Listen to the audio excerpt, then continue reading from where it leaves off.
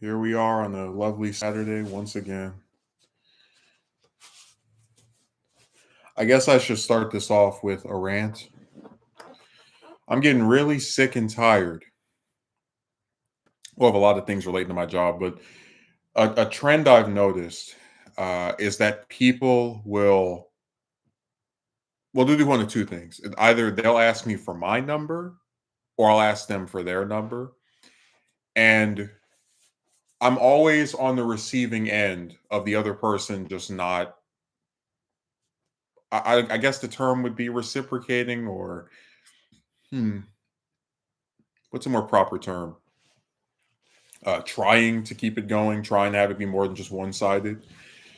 There's a guy who I gave him my new number after the whole saga with the tire exploding and my phone being out.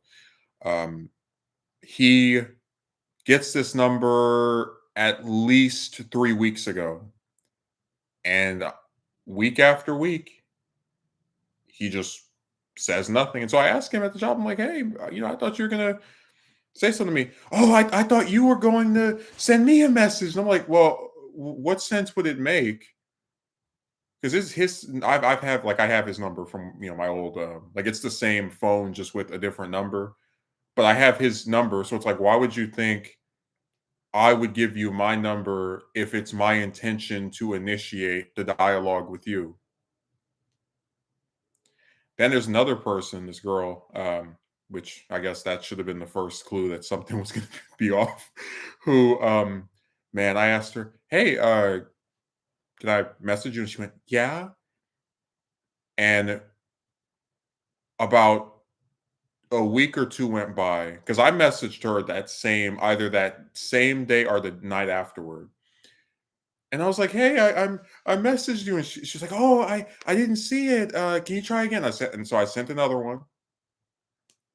And then she said that she saw it, but that she kept forgetting to reply because I went to the movies and I just started rolling my eyes. But I saw her up there yesterday, and I just kind of I made a mention of it. Like I said, my thing is I always get excited at the prospect of speaking to someone I enjoy talking to on the job, and almost every time they do something to ruin it. Either they don't respond, or it takes like several attempts to get them to even try to keep something going. It's just sad, man. Where like I don't ever want to believe that just because I don't happen to see someone when I clock in, I'll never try to contact them again.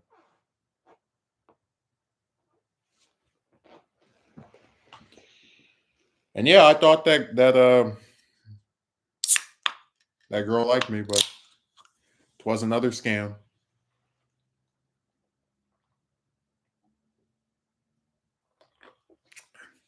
I've been dealing with a lot of those over the last couple of weeks. I really did not want to have to try getting two jobs. I felt like one job should be enough. That the fact that I would even think I'd need a second one was like confirmation that the way things are set up is ridiculous, to where someone really is screwed if they're not getting at least 30 something hours a week, if not even more than that. And I did that stream about the job and how when I started working there, I used to get 29 hours, 30 hours a week, because I would have on average about maybe several shifts a week that started at 5 or 6 in the evening and went until 1 in the morning. So again, that was always like 7 hours, right? 7, 8 hours, depending on how long we stayed, because a lot of times we stayed past 1 p.m., 1 a.m., excuse me. And it was just so sad that it seems as if it was like some divine fate that when the wages were increased, there wasn't some regulation in place to keep these employers from screwing the people that keep their business afloat from making more money by giving us all these lousy half shifts. It's pretty surreal to go from being able to just go up there, work 6 to 1 or 5 to 1, no problem, no issue. You're not getting this, 5 days a week, but it's at least, you know, closer to 40 than zero. I'll put it that way. And it's just unfortunate that in their new scam scheme, they give you these half shifts that are so bare bones that, and I was talking to someone about this yesterday, that you could actually work 7 days a week, like Monday through Sunday for this place, and still not have 40 hours, because you're like, these half shifts are always 4 to 5.5. So even if you're getting, let's say, five a day, right? Five from Monday to Friday, that's 25 hours. And then for the weekend, that's 35. And you won't even get that. You're gonna have probably um five on Monday, and then like four on Wednesday, and then four on Thursday, and then maybe if you're available on the weekend, they'll stick you up there. It's sad. It's really sad.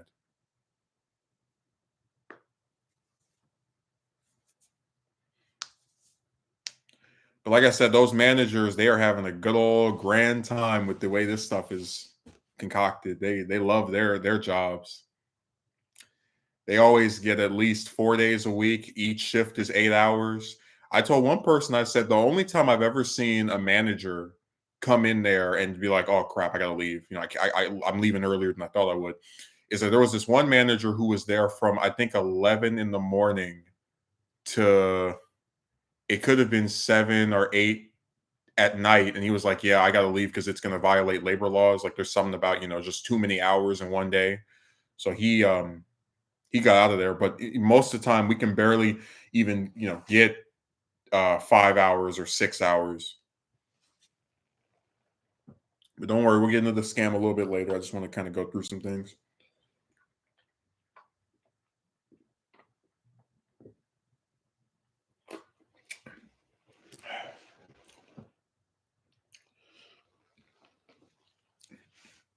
I tried not to use words that I can't explain when I speak. I try to talk in a way that is instructive. Maybe I'll give an example of what I mean to illustrate my point. So when I call things certain words, I like to give an example because it's easier for you to connect it in your mind. Like if I say, this person will, if I give you a piece of paper and it says, if you come up here, you're going to be here for 5 hours, and then you come up there, and then I tell you, oh yeah, after 2 hours, 3 hours, oh you can get out of here, you can leave, you can go.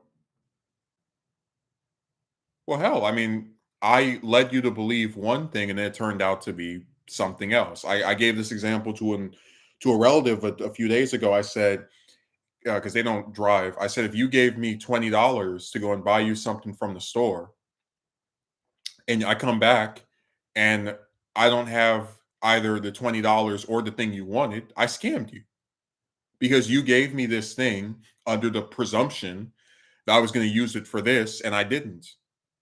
We had a verbal agreement, or we had an agreement that, like, either that was verbal or in writing.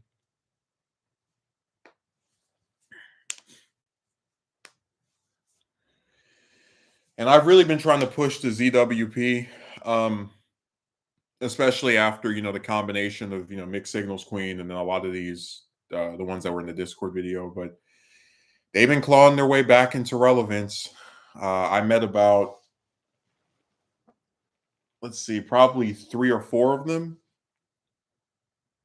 this week that I like so far.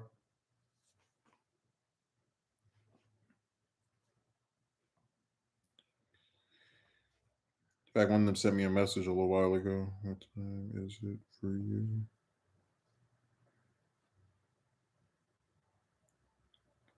Wait, I'm thinking about it. It was one on Monday,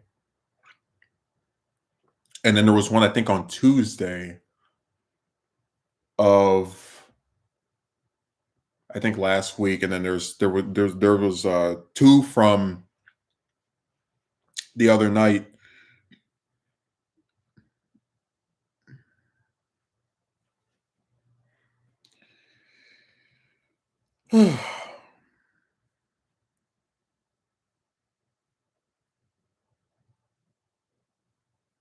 Yeah, they're trying to get me to join some calls. I said, mm-mm. I always stream on Saturday. That is the one.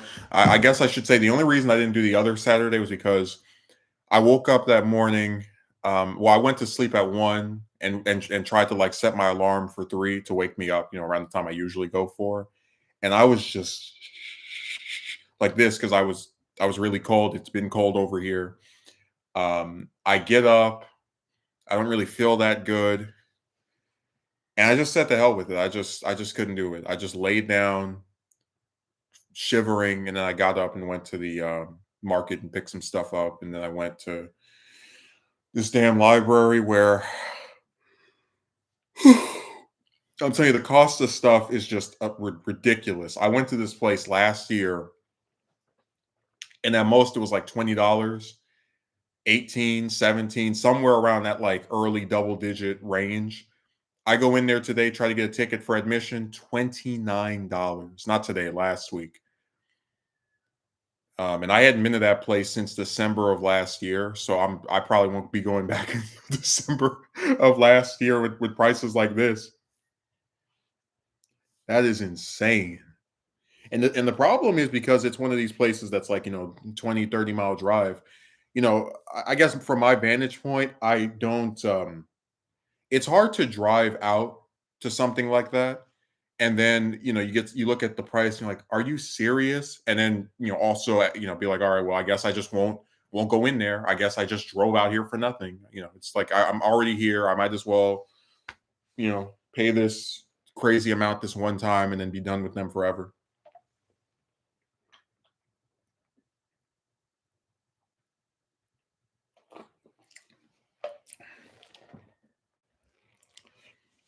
I guess I always have to remind myself that anytime there's a price of something, you can count on it to be ridiculous compared to how it was before. Like just anytime there's something where you think it's one price, just expect it to be something else because a year has passed or some other amount of time is switched out or whatever.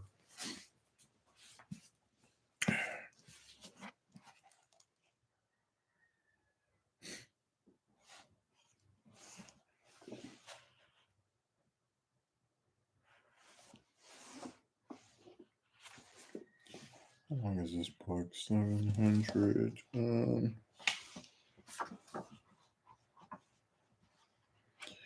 Man, I miss my eBay days. I really do. When you go on eBay and get like 4 books for $15, I really miss that. That was a time where it just felt like what's a good way of putting it? It felt like things were actually, affordable and like there was some excitement and intrigue, like, ooh, what can I get on there this week? Now when new books come out, they want 20, 30, $40 for stuff that's not even that long, not even that big. Like that book I was just holding 700 pages. Some of these people put out books that are not even 200.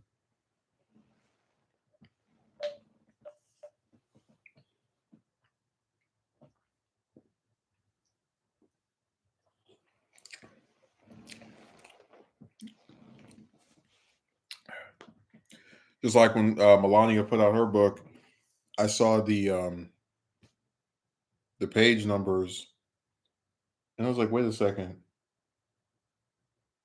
This isn't an insult to her, but it's like if someone's middle aged, I would think, if they're telling their whole life story, it'd be at least 300, 400. Again, that seems to be the usual length of one of these autobiographies, but no, she threw out this book and it was a few hundred page. It was 800 pages and about 80 something, and that was it. That was as long as it went.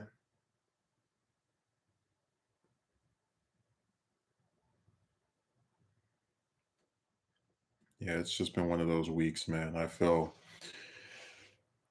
I really don't enjoy coming on here and just talking about horrible things are, but I um I try to be honest. Um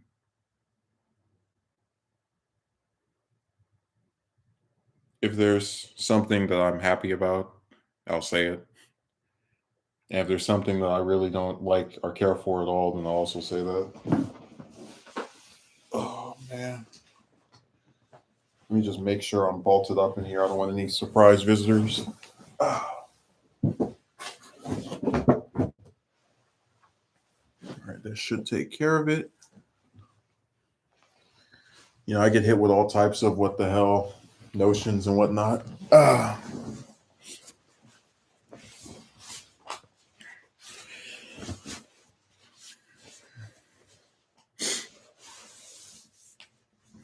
oh man, I think I messed up my angle.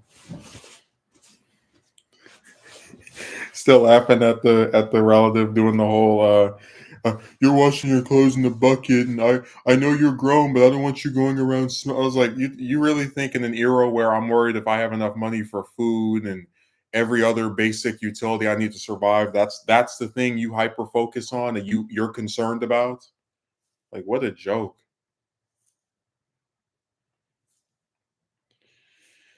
But like I said, priorities have never been the strong suit of these people.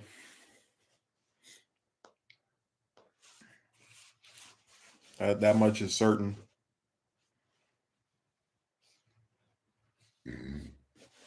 Mm.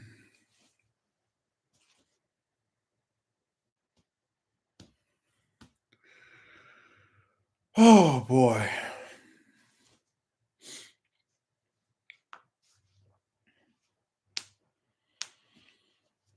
I'm saying I always I don't know. I guess maybe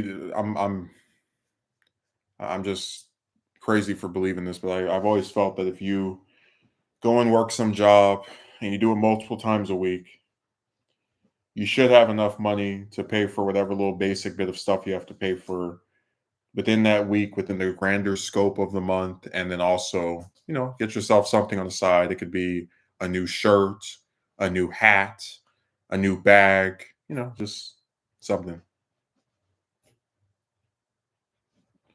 Because I've said before that most of the stuff I get, I find some higher value in. Like, I don't do as much reading as I would like, but I do like having the option to read stuff. Um, I don't even do as much writing as I would like, but I like having the option of just having different notebooks and just if I ever feel like writing by hand, because a lot of times it's just me typing things.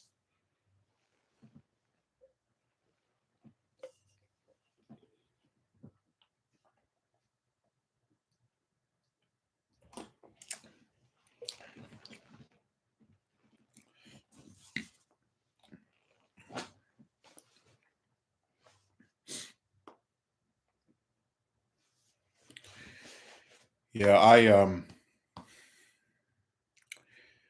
I always try to see if there's logic in something I think is wrong or screwed up.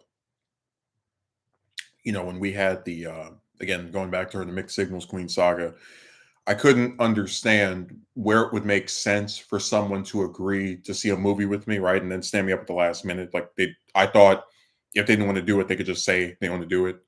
uh when we had the thing with this, woman talking about, oh, you're hurt because you got rejected after, she blocked me for saying I missed her. Just I thought that was crazy that she just switched on me all of a sudden.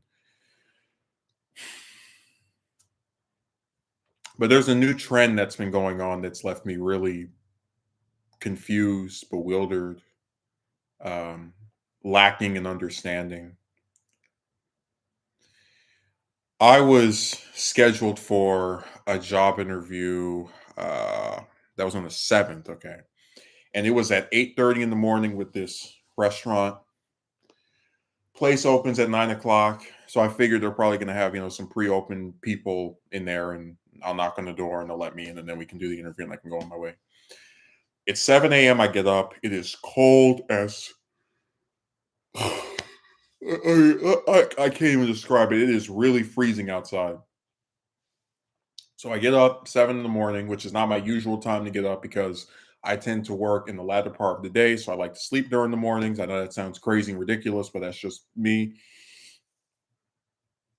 And there's a lot of traffic, by the way, so like that also necessitates there. I think there was some accident or something around that area because there's usually not traffic that early. Um, but I braved the storm. I arrive on time about maybe a half hour before I'm supposed to start. And I'm used to doing that, just pulling up somewhere and just kind of like sitting in my car and waiting for stuff to happen. Because so much of life is just waiting for things. You know, people wait for movies for years. They wait for shows to come out. They wait for books to be written, and in lesser cases, of course, for music to come out. Just a lot of it's just waiting and waiting and waiting. But I'm in here waiting, and 8:30 comes. I go and I stand in front of the restaurant.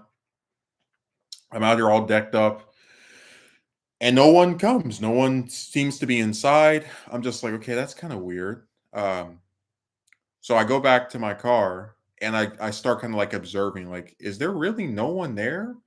So I see a guy. He's with I think Amazon, some delivery driver. Could be UPS, whatever. And these delivery drivers are on these tight schedules. They have to get this stuff delivered. They have to make sure it's not like somewhere where people can just take it normally. They really, they're very persistent. So I see him. I go up there. I'm like, hey, I tried to get in too. I don't think anyone's in there. And then he looks through the window and he's like, yeah, hello, I have a package for you. And that's when they, I guess, like can't hear him, but they can see him. So he goes to the drive-through window and I follow behind him. And he tells him he has this package and they're going to like let him in or whatever. So after he moves out the way, or I guess goes to, do his thing, I say, hey, I came for a job interview and I've been sitting out here for a whole hour. I said, like, I was supposed to be like half an hour ago. And he's like, oh, the hiring manager has so many people that he interviews with and he forgot. But, if you give us your information, he can call you back on the phone. And so I write my number down, my name, what days I'm available, and then I leave. And the whole time in my mind, I'm just thinking, this interview was supposed to take place at 8:30. I got up at 7 o'clock to go over here. I got stood up at 8:30. And then I didn't get anything close to a resolution, which is, the lady getting my information down, until sometime after 9 o'clock, which means that all in all, they wasted about 2 hours of my time. Because, like I said, it was an hour drive, do all that damn traffic, then waiting outside for half an hour, and then the interview not happening, and then it was basically like a movie length just waste of time. That really upset me. I was very angry because like I explained before, my job's been doing stuff to screw me, and we'll get more into that over the next couple of days. All right, not over just over the last couple of days, what they've been up to. But I really did look at that interview as like, okay, there might be something else out there for me, or at least something I might be able to do on the side. It just went nowhere. So I go to my job. So that was on that was a Thursday, I believe. I go to my job on Sunday, last Sunday. And it's usually the weekends are when a lot of these places are the busiest, people coming to get food and being all hungry and whatever. I'm in here, I'm working. I've got a shift that's supposed to be 5.5 hours long. And all of a sudden, one of the managers comes up to me and he says, hey, you can leave. This is 3.5 hours into the shift. So at that point, I actually, my mind flashed back because there was a time earlier this year where they were telling me I could leave, or they were telling me like, hey, you can go, right? Like cutting my shifts early. And it was pissing me off because I was driving out here, 30 plus miles or 30 miles, close to, like a whole gallon of gas just to go out there for shifts that were stated on their schedule to be 5 hours long, 5.5 hours long. And then you get out there and it's only 2.5 or 3 or 3.5, just like not what you were told. And that was what initiated me into searching for a second job or another job back in March of this year, where I went to this one restaurant and had an interview that had been scheduled 3 weeks in advance, only to be stood up by the hiring manager and given her phone number and have the lady tell me, "Oh, if you keep calling the number and then she answers and she's here, you can come and do the interview." And I just thought it was so ridiculous and stupid that somebody would stand me up, but then I was the one who had to like flag them down and keep coming. And just I thought that didn't make any sense, so I didn't bother with it. So they do this on Sunday. They cut me off by, again, this shift's supposed to be 5.5 hours long. It's only 3.5. So they cut me by 2 hours basically. I'm like, okay, fine, whatever. Just it's stupid, it's dumb. They are taking money from me. But I figure it's one time thing, whatever. Uh, yes, you have to chase if you want the job. Jim, I don't know if you're like trolling or something, but I don't see where it is proper etiquette for an employer to schedule an interview with me and then not show up to it.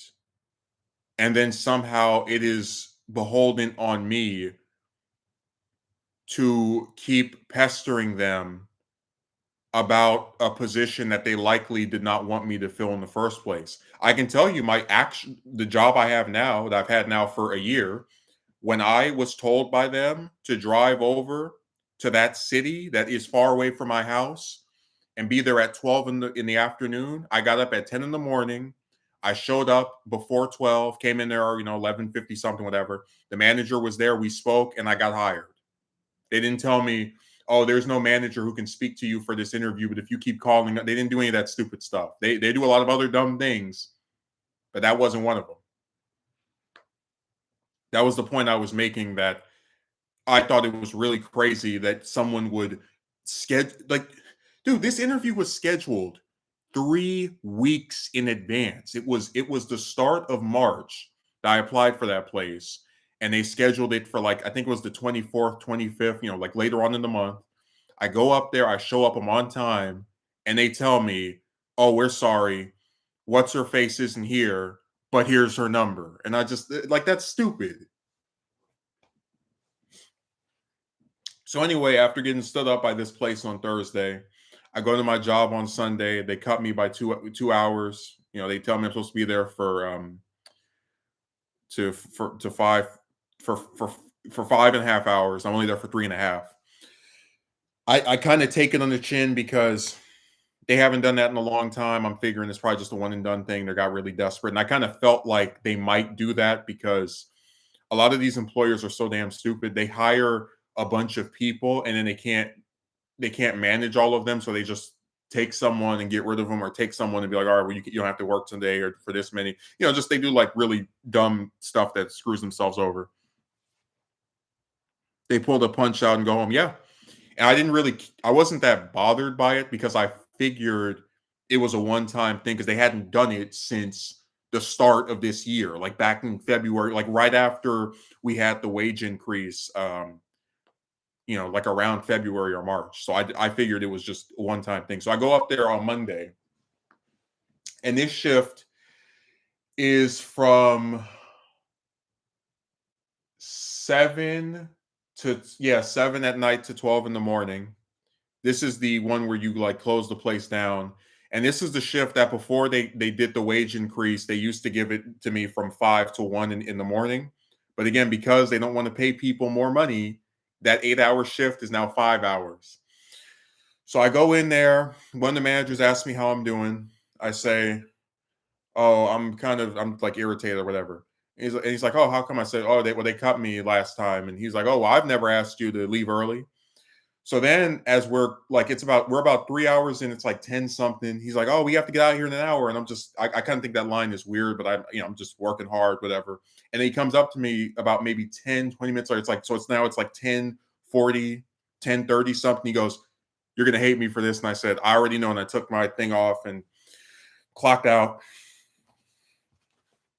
along with two other people. Um, So then this past which day was it?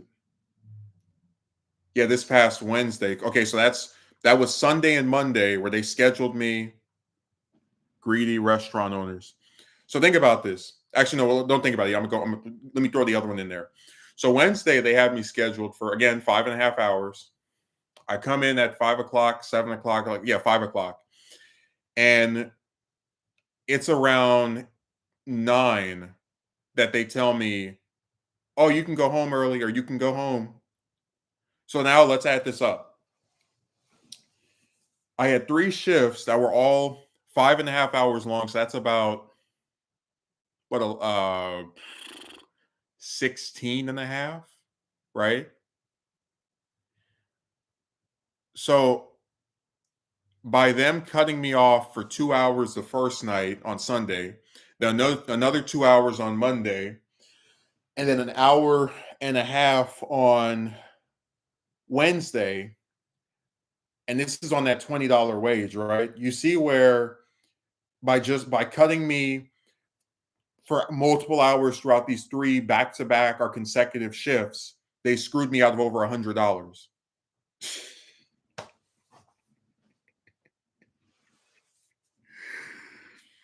Man, you should have seen the look on my face when they pulled that on Wednesday. I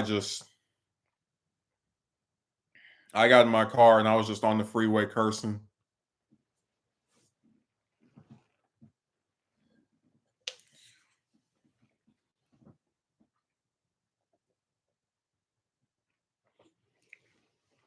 Let me read what you wrote. Typical restaurant, greedy restaurant owners, no living wages. This is why Cam lost. Yes, that's the point for them to save cash for the owners. But here's my thing, right?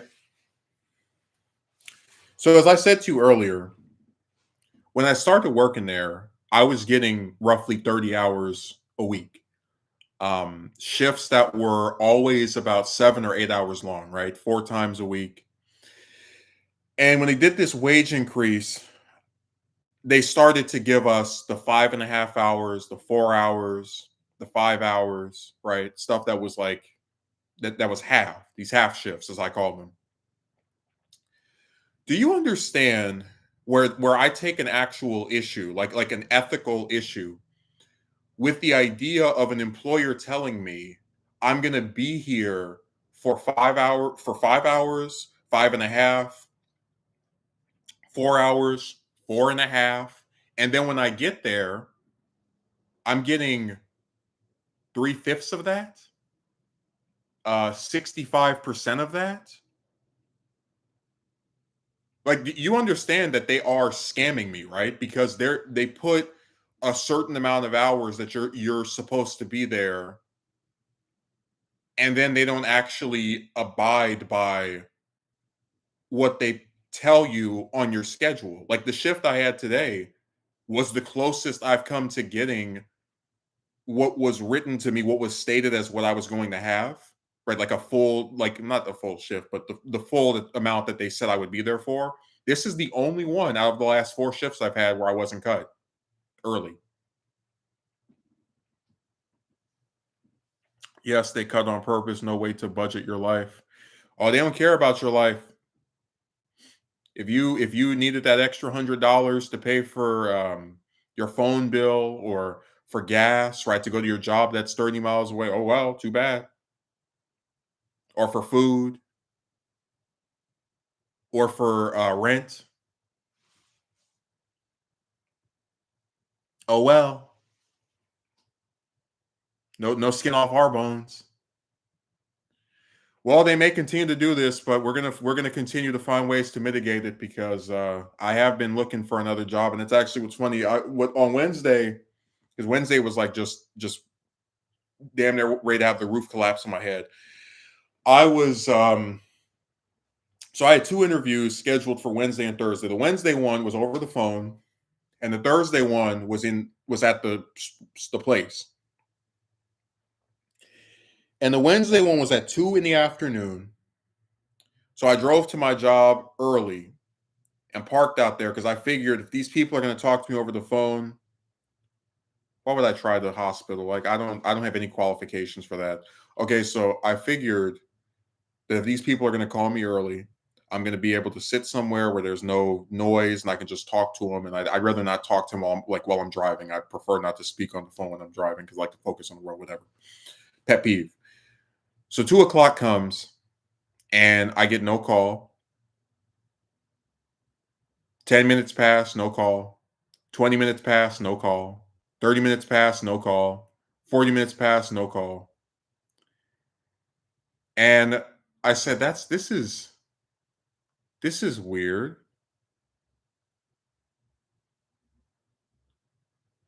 This is kind of crazy. So what I did was I went and looked up which one I because when I apply to these places, I apply in bulk. Like I apply to 6, 7, 8, 9 different locations.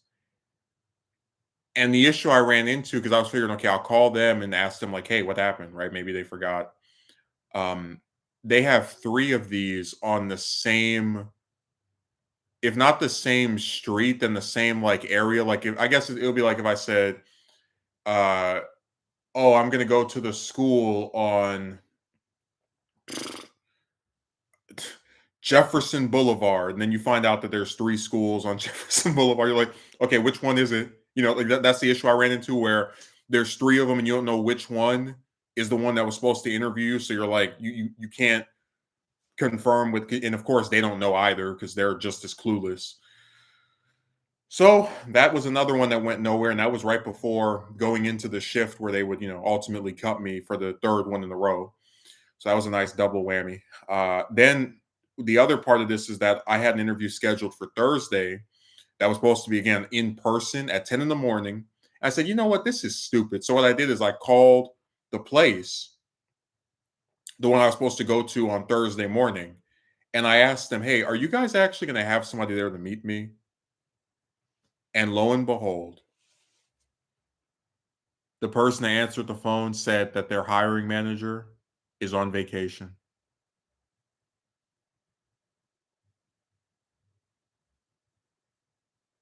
So that means that if I didn't take the initiative out of just being so frustrated from all these, like, just all this time wasting and ridiculous nonsense, I would have gotten up, I would have willed myself to get up earlier than I normally do to drive over to some place where they were going to pull the same stunt that was pulled back in March and twice earlier in the week of just, scheduling stuff and then they don't even show up to their own crap.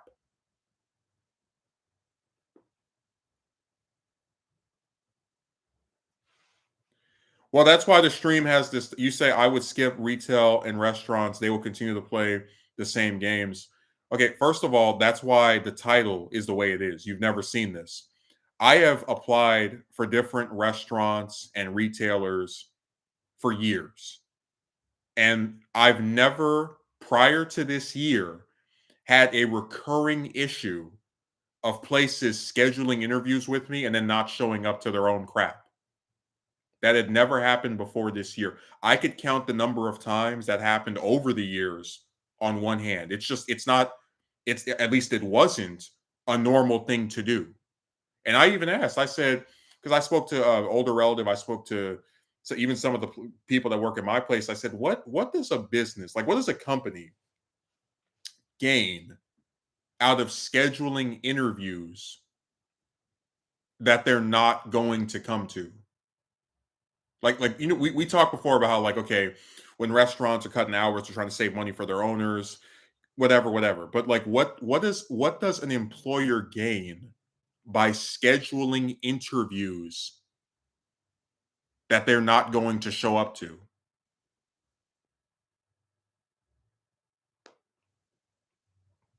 Okay, look, man, you can say that, but when I applied to my place, they had another location I drove to, and the lady that met with me told me they had over 90 people applying for positions with her place, which is what caused me to just be like, okay, this is a waste of time.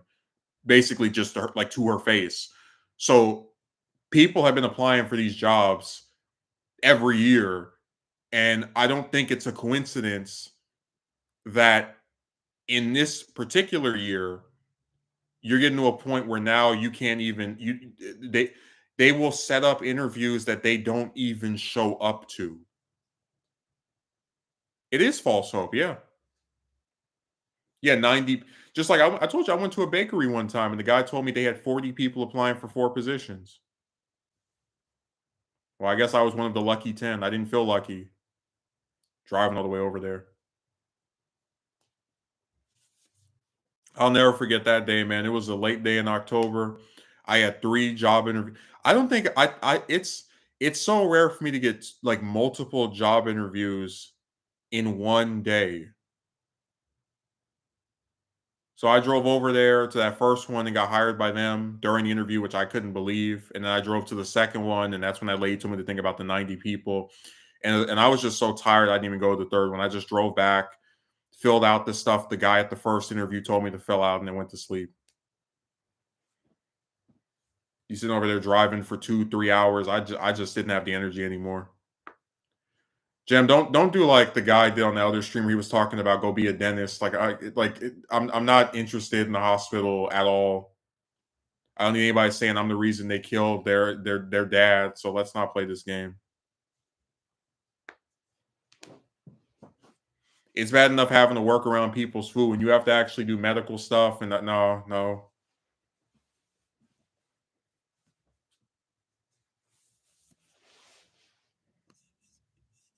I'm good.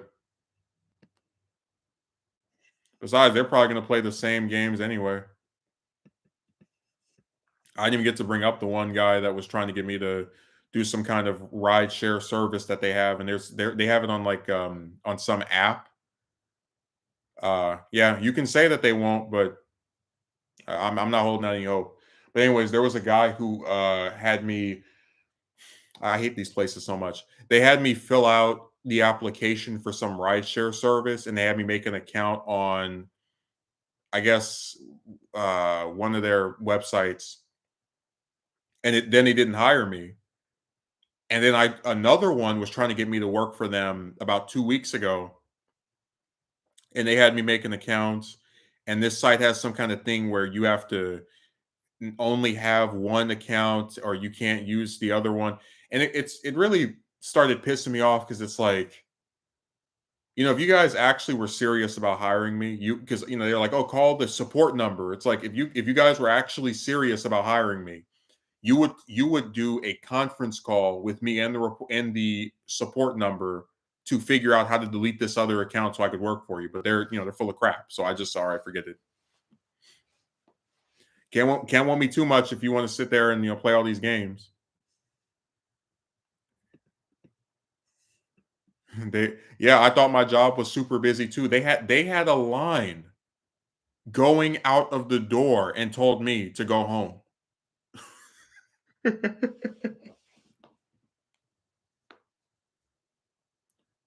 No, I'm explaining that if I tell you that the number I'm calling does not work in terms of fixing this issue and the issue still persists, that's not a restaurant. What are you talking about? I'm talking about the number, the guys that were trying to get me to do a rideshare service for them. I'm saying that I made an account with some other place and then they didn't hire me. So the account was just sitting there dormant. And it was the reason why I couldn't work for this other one. So who didn't believe me when I would say that the support number did not fix the issue. And that if they really wanted to fix this, they would do a 3-way conference call to get it fixed.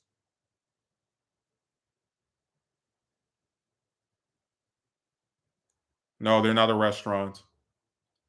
They're another one of these third-party rideshare companies that likes to play games. Them and their stupid stuff.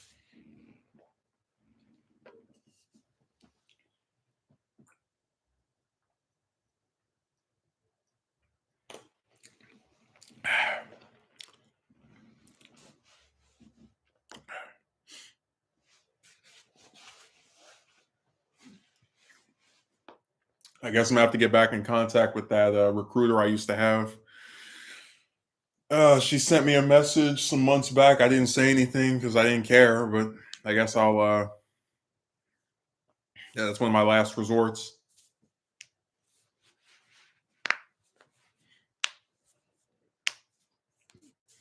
Depending on how this interview tomorrow goes. Who's married? What?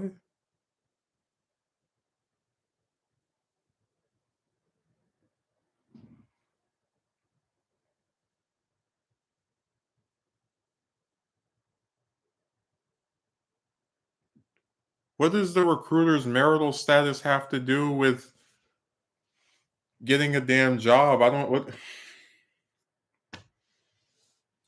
Jam, are you on something? I like what is this? Like what are you typing to me? Like first you come in here and you say all hail these restaurants. Then you start writing these things about how I think I'm the vice president because I want to do a conference call. I mean, what are you saying?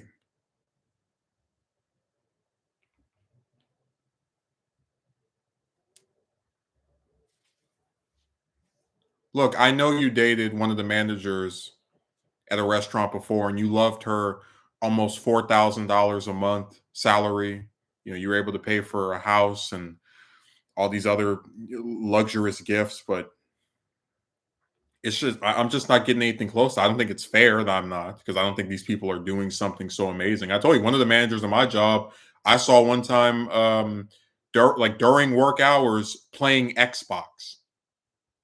So that I don't think they're doing anything that's like so amazing and great to where they should be making almost 4 grand a month, but then the rest of us can barely get 1,000 if we're lucky. Yeah, they put it in the office, man. They go and install the damn console, and then they turn the camera off, or they have I guess they position it to where they can't be seen or whatever. They think they're slick, but they're not.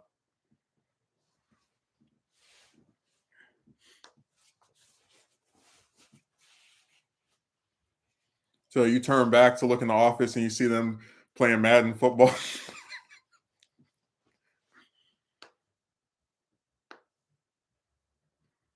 That's just insane. While you told, that's what I'm saying. They're like, I don't think they should be making almost dude. Let me like let's do the math, okay? Because I'm not like I was never a great math student, and I'll be the first one to tell you that. Um, these people get paid about $3 more than I do, and I'm trying to see where I put my phone. There it is. 1 second. Oh, our handy dandy calculator.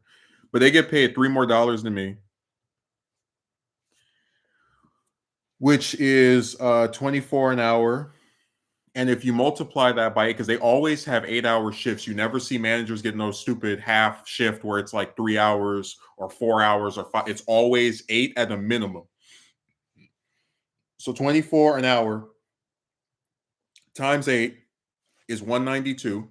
And remember, they get at least 4 days a week, if not 5. And we're going to say it's 5 because I usually see the same ones for 5 days a week if they're not working in the morning. So for those 5 days a week on 192 a day, they are making $960.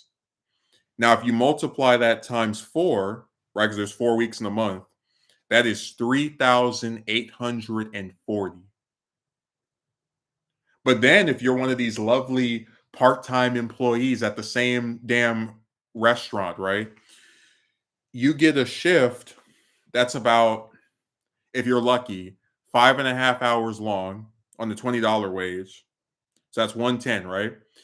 If you get that same sh- like type of shift, the 5.5 hour one 4 times a week, that's 440. Hold on, I'm going to show you what they do. And then if you get that, if you're lucky enough to get that 4 times a month, that's 1,760. But guess what? Here's the thing. So like you get you get half of what they get a month. And that's assuming that you get 4 days of work every week because sometimes they only give you three, sometimes they only give you two, and then sometimes they don't even give you the full 5.5 hours. They tell you to go home early. I told you one time I stayed overtime to help them, and they deleted me from the schedule for the next day or next day after or whatever.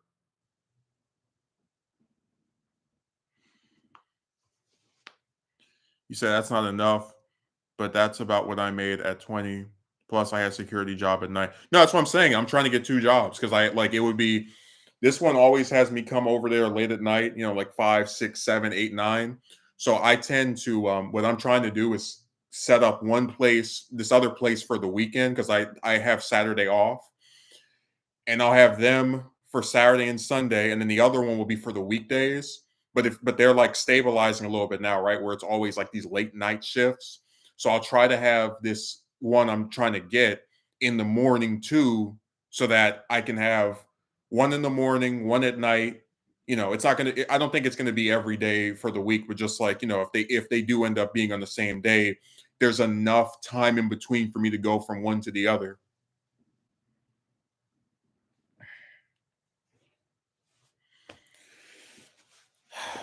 God, imagine making almost $4,000 a month. Jesus. I could actually afford to live in one of these horrendous apartments.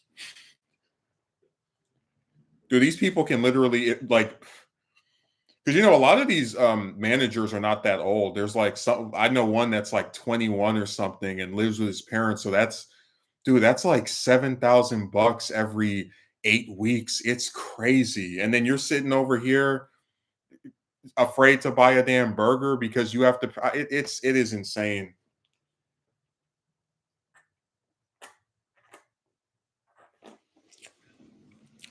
Like I said, this part-time employee thing needs to die, and I'm gonna do everything I can to kill it.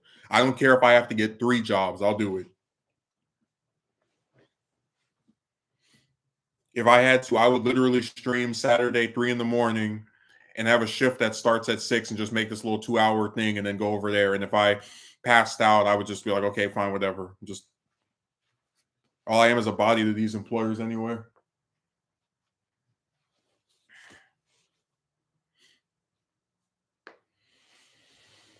Hmm. It doesn't make any sense in the world that you can't get 40 hours a week. It doesn't make sense. It makes no sense. Like if you're a manager, you're over here damn almost making 4,000 a month.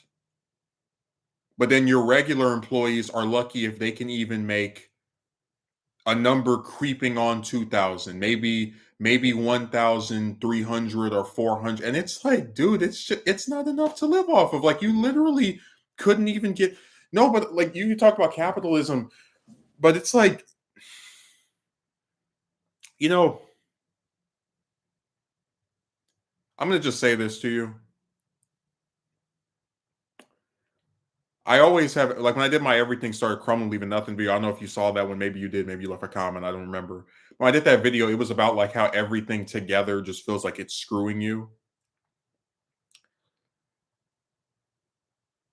If I had a job that gave me 40 hours a week or something close to that, could be 35, 30 something, I probably would not be looking for another job, which means I wouldn't have had my time wasted by all these stupid employers that don't even show up to their own interview anymore.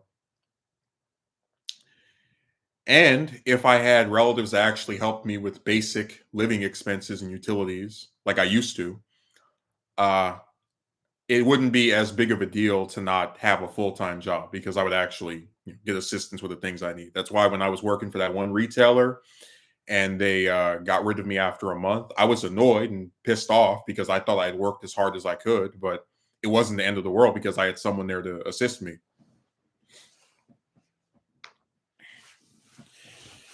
To live in 2022 again.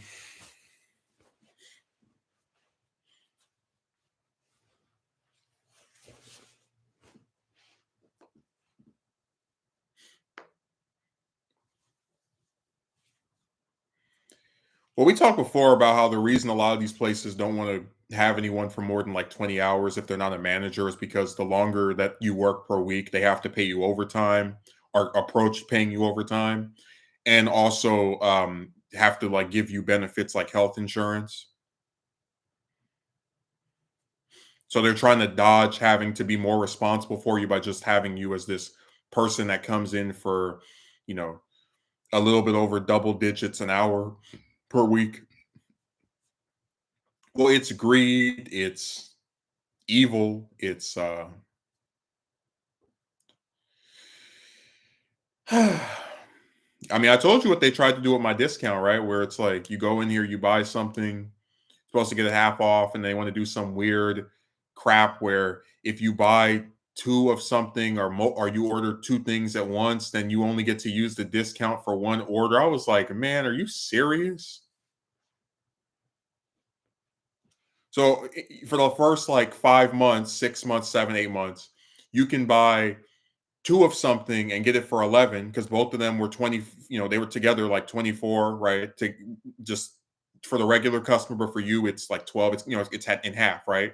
But with their new weird thing, now the thing that was 24, or rather the thing that was 11 previously, is now 17. I said, man, if you guys think I'm gonna pay that increased price, you got another thing coming. I haven't ordered from there since August.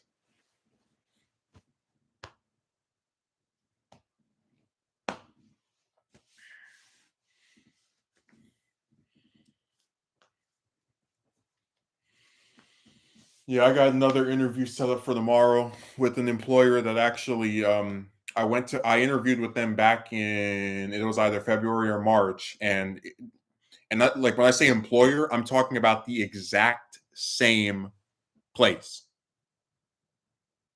The only reason I'm going is because they're pretty close to me, and I truly don't believe they're going to stand me up because they already showed from the time I met with them that they were desperate, or I guess were uh you know not crazy enough to schedule an interview and then not go to it. So we'll see. 3 p.m. today. It's going to be real fun. We got 11 hours to go until we get this nice showdown. I need content creator. Well, you better find somebody else because between if I get this other job, I'm not gonna have any time to do any of that. Like literally, the only video I'll make is a documentary.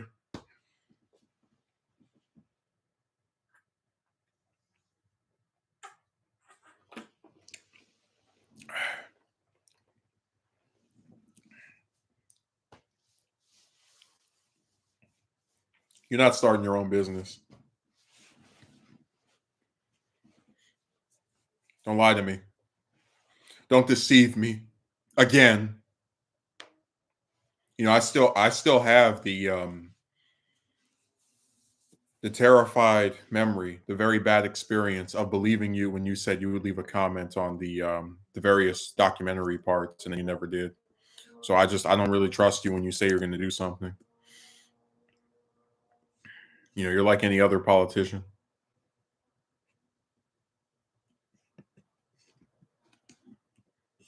And these subscribers. Oh man, I had 2583, and then it went to 2,600. I don't know what they're subbing for.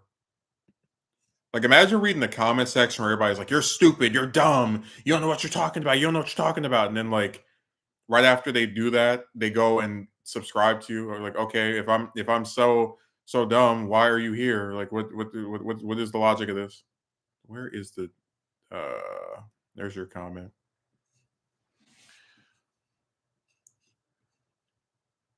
Yeah, because I made a video called "Fixing and Rebuilding My Life," and then Jem wrote, "Good luck fixing it. You can't build on quicksand." So you already said I was doomed. That's how I know you never believed in me.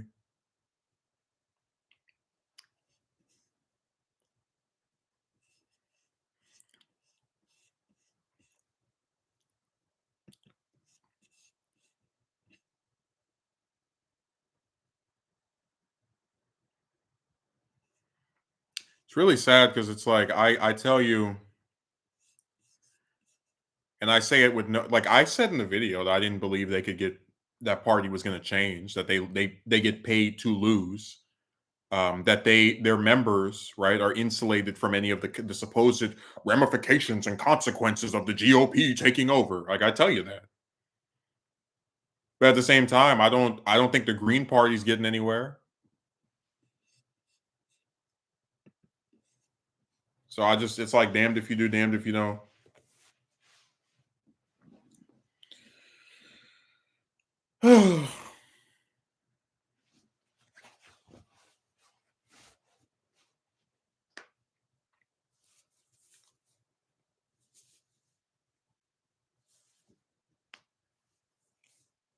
Well, I said in the video, I was like, you guys replace Pelosi, and then like, what do you think Jeffries is going to lead you into single payer healthcare and ending American financial aid to Ukraine and Israel? Like, no, he's one of the biggest Israel stooges I've ever seen.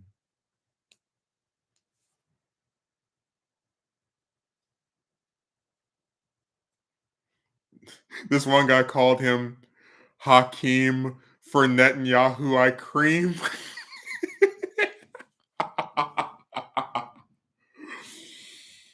Oh man. I'm just imagining he just looks at a picture of Netanyahu. He's like, I can't even do an impression of his voice, but he would sound just like this as he watches his favorite Israel leader.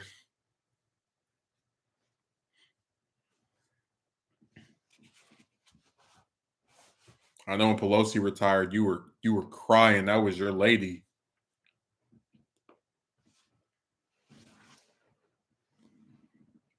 That was the only them you ever believed in.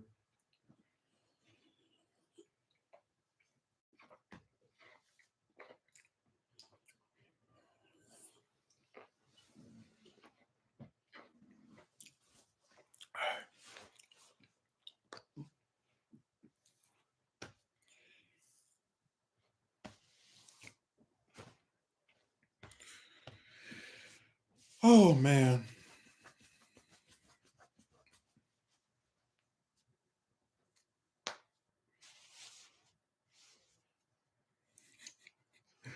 Me and this one relative were talking about how with a lot of these, because I mentioned a lot of people that work at that job are like really young or whatever.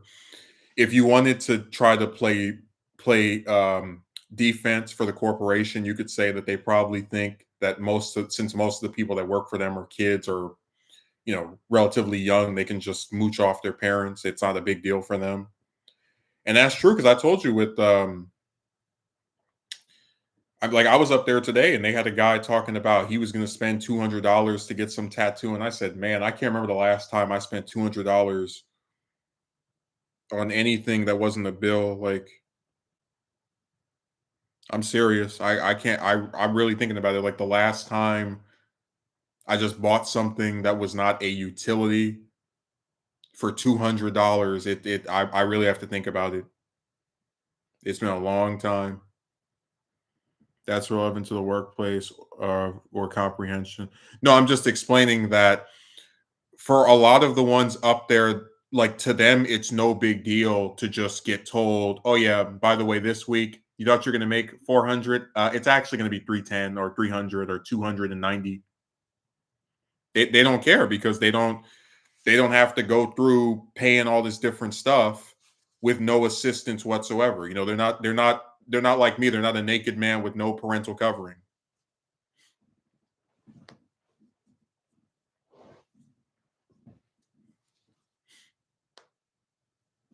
So for them, it's not that big of a deal to be screwed out of $100 or 200 or whatever, depending on how much they put you in for a week and then flip.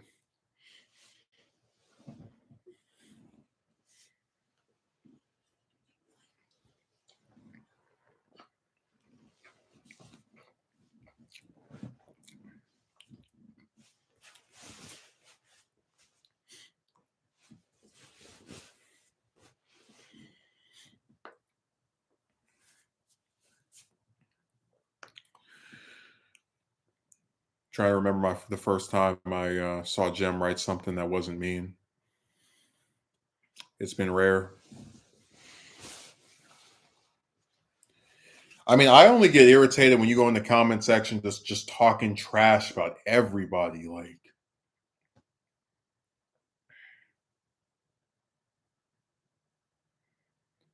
sometimes you just write all these aggressive, angry, bitter, frustrated comments, and it's just like, man, calm down.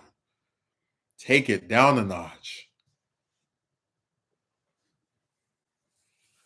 Like, I remember when I did LBJ Part 6, and the first 24 hours after I did a stream, and their gem was, he was like, so I expect Part 7 to be done by the end of the year. I mean, you came in there almost like a mobster, just I expect next part done before end of year. Like, damn. And I told you, I'm trying as hard as I can. I'm working this job. I've got another one I'm trying to get because they don't want to give me no hours that are worth the damn. Right now, I'm trying to get Johnson's memoir, The Vantage Point, because I think that it goes in order of, or it appears to go in order of events, and I can't find like a copy of it online, so I'm gonna have to just track down the actual book. But yeah, that book, and probably there might be one other one I might want to get before like fully going into Part 7, which, like I said, is going to be this big video. Might end up being 2 hours long, depending on how much stuff I have, and I have a lot of stuff. So just give me a little bit of time. I'm trying to go through this. I'm trying to make something that I can like. I've got all these original pictures for it. Just have some patience. And then, like, you're already sitting over there cursing and screaming the FDR Part 2 is now. And I said, look, I don't have the book with me anymore, and I've got to go and get what's that book, H.W. Brand's Traitor to His Class. No, but you gotta give me a second. Like, I saw one time you were in the comments section back in May, and you said, "Hey, Truman's birthday was a few days ago. Where the hell are my Truman videos?" And it's like, okay, well, look, I had rather the was it David McCallow, his book on him, but it's over at my old place. I have to go over there and pick it up. And then one day I was sitting here about a month ago, and you came to my stream and you said, "Hey, I'm feeling like I want some war stories." And you came over there talking about that's not even how you spell her name. And you should know she was the person you donated to the most out of anyone last year, or this year rather. Well, I should say last year as well, because that's when she first announced she was going to run for senator.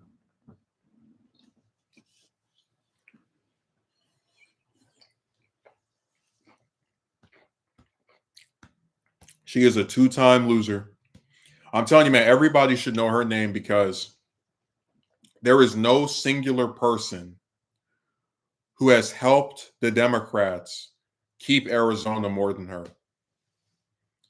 That lady is the best friend and best ally that the DNC can have in that formerly red state. She turned the land of Barry Goldwater and John McCain into the lake of what's the astronaut's name? Mark Kelly and Ruben Gallego. So thank you. Oh, and Katie Hobbs as well, the governor.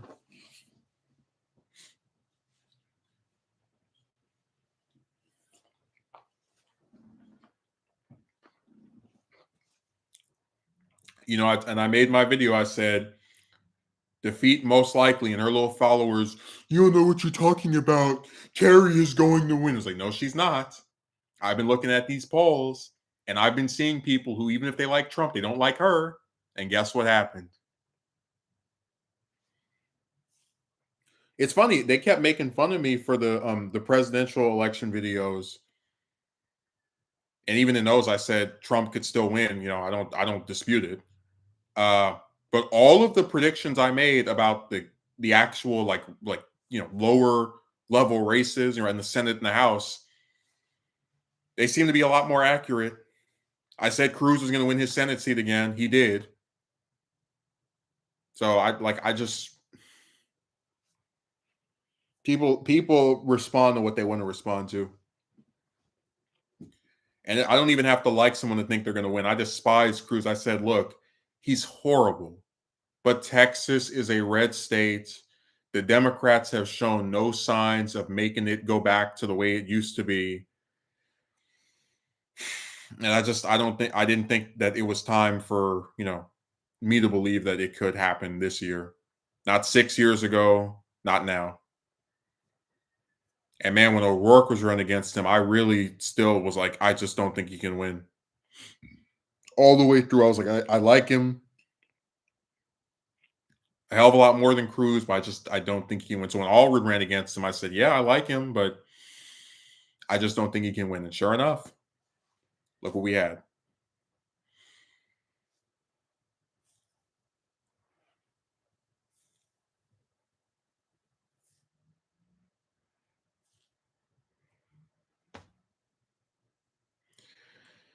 Well, I tell you what I believe. If he can't win the presidential election, and I don't think he can,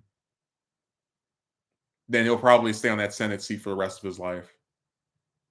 Or until he's like really, really old and just retires or something, which I don't think he'll ever retire. I think he'll always try to milk that seat for as much as he can get out of it. See, like if you whether you like Harris or not, Harris is an ambitious politician who was never going to stay senator from California for that long. Like if she hadn't have been picked as Biden's VP, she probably would have stayed on that Senate seat for maybe at max, because she was like what 50 something when she got on there. Probably maybe 20 years, maybe like 3 terms, 4 terms. I mean, I don't like Cruz either. I'm just telling you that this is the nature of these people, that some of them voluntarily go and others do not.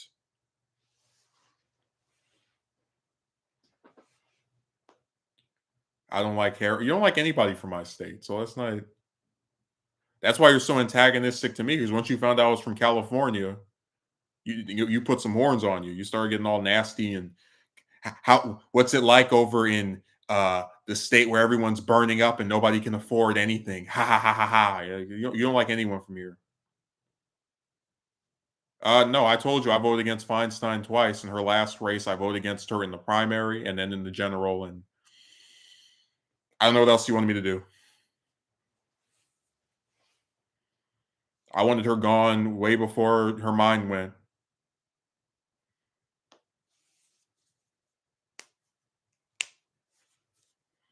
I'm just saying it's funny you like Booker but not Harris. Like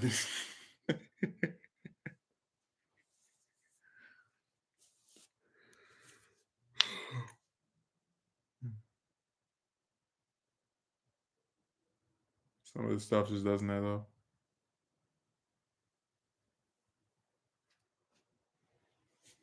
You like Booker but not Harris. I know where Booker's from. It still doesn't make any sense. He and Harris were close allies. They have a lot of areas of agreement.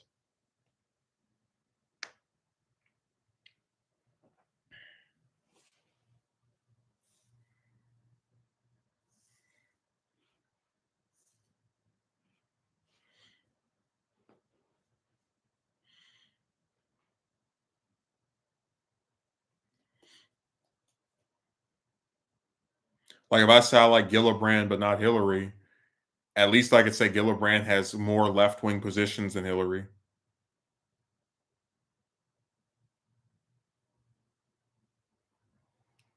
Okay, I don't know who that is. I know Menendez is gone, so that's a plus.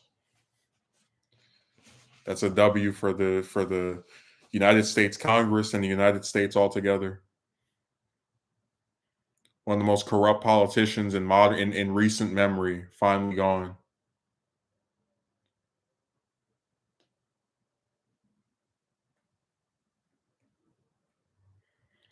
Well, I tell you, I liked Warren up until she betrayed Bernie and was talking about he said a woman couldn't become. That was the end of it for me.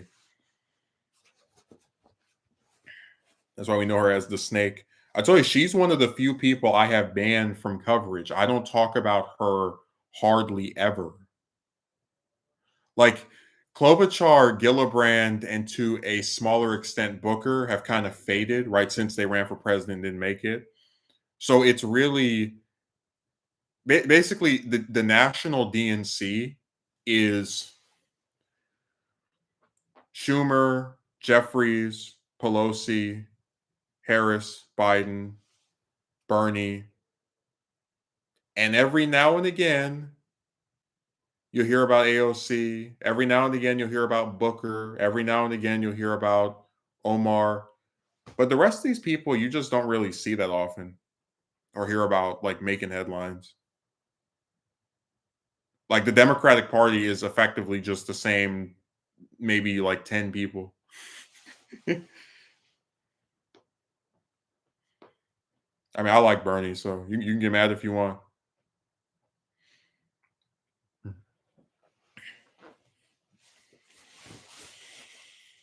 Mm.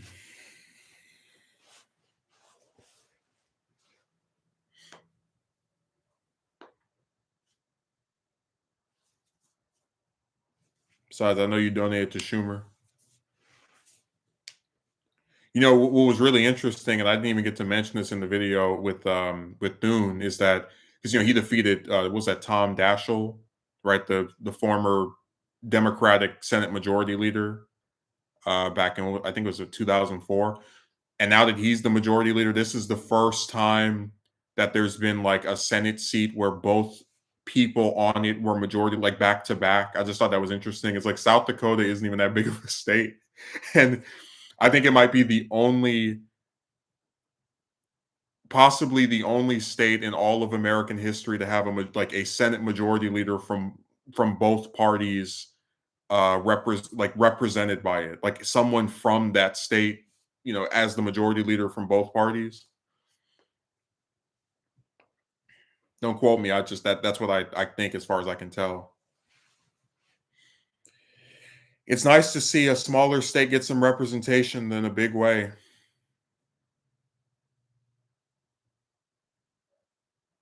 Why would I move there? Yeah. They need workers that they can underpay. I can't wait to make $7 an hour. So sexy.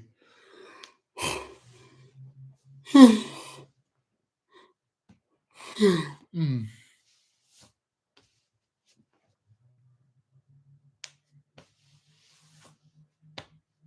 Real excited for that one. Ooh.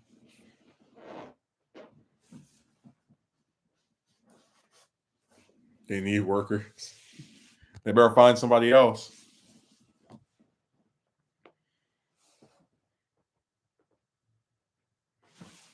Turn this up.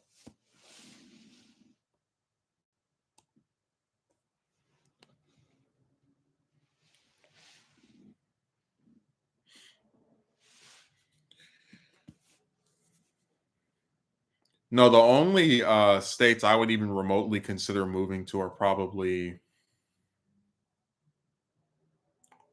Oregon, um, maybe Arizona, and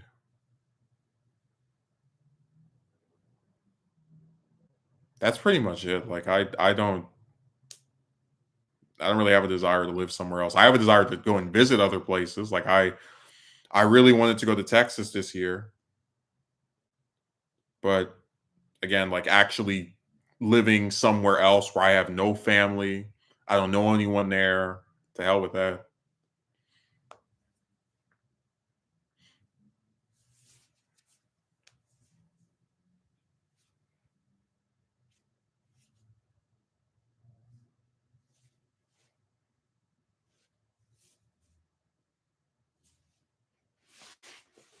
An adventure.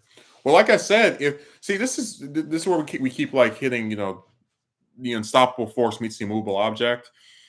If I had a job that gave me 40 hours a week every month, I probably would have more money and probably would be able to actually do some of the things I enjoy with that money and probably would not be as miserable as I am now. So, just a thought to throw out there.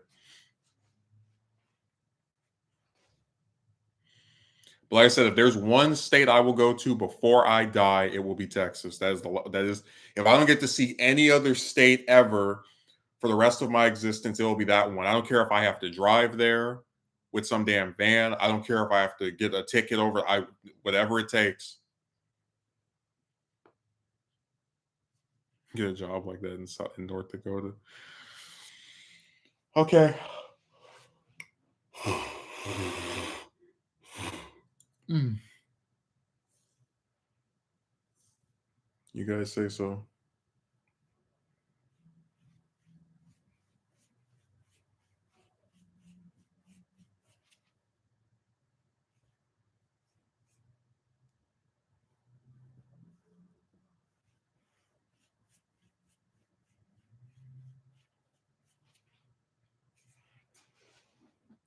Like I said, man, I'm just trying to survive. I'm going out of my way to just make things work as best I can. Mhm.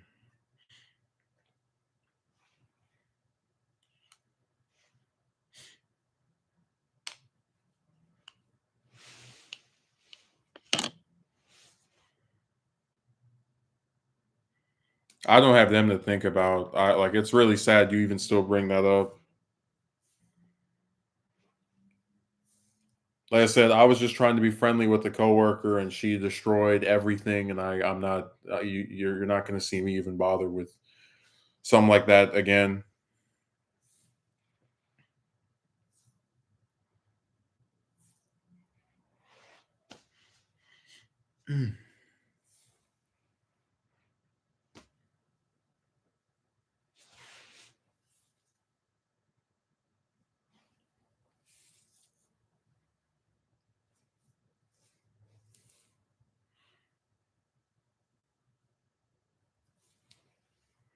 I was pointing out you would not have such issue there.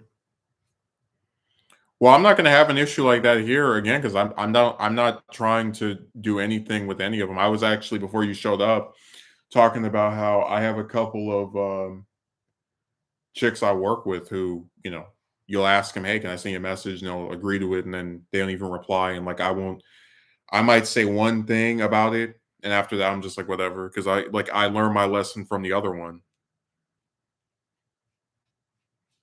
Anytime you start seeing the parallels, the lack of ability to respond or, making it sound like they want one thing and then something else.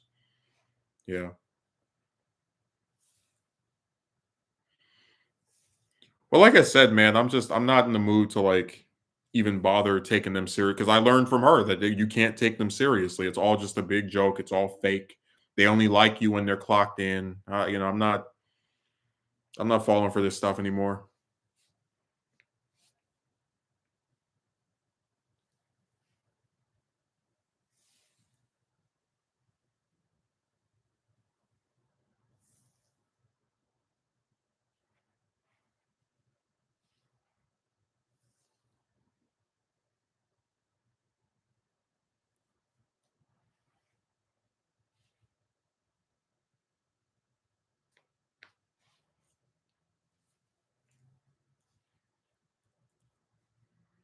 On the clock emotions. No, I told you that modern relationships are so bad. One of the reasons is because it's all transactional. Like I'm sure a lot of them, when they do their little smiling and giggling thing, they might genuinely have some itty bitty amount of affection for me. But in terms of liking me as a person who they'd want to talk to outside of there and possibly spend time with, you're not getting that. Because, like I said, it's all about presenting an image and then not following up on, like, just not following up on it in any way that makes sense. Because the way I am, there are people there where I actually like them so much, I'd like to see them outside of there or speak to them outside of there. And with the few of them I have, well, they can have their multiple men. I'm not trying to like, dude. I'm not. There's, like I said, the romantic stuff has been dead for years. People insist on bringing it up like we're trying to resurrect it. We're not. I haven't asked out a woman in how long has it been? Since 2021, 2020? Like, that's over.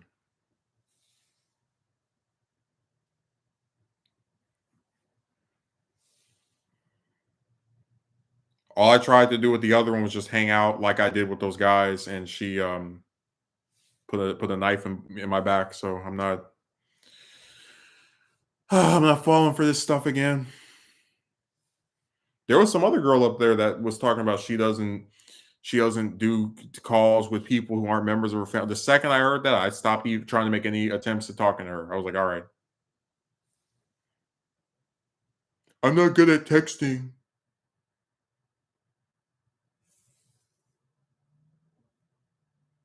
No, another one that's like started sounding similar to her, and I just cut it off when I started seeing the parallels.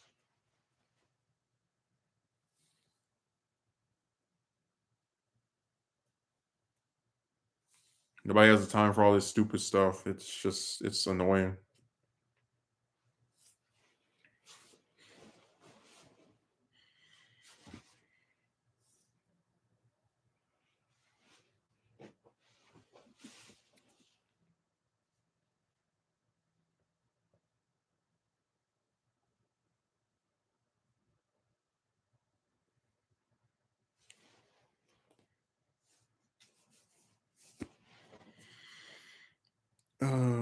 Well, if you're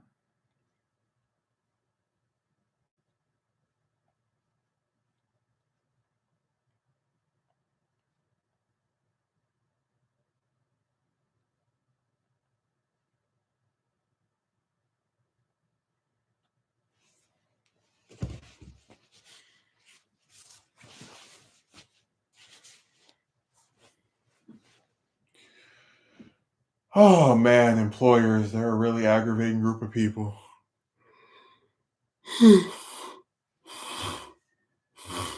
Mm.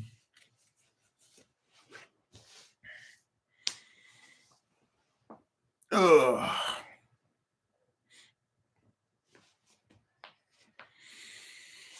I think of all the jobs I had in the past,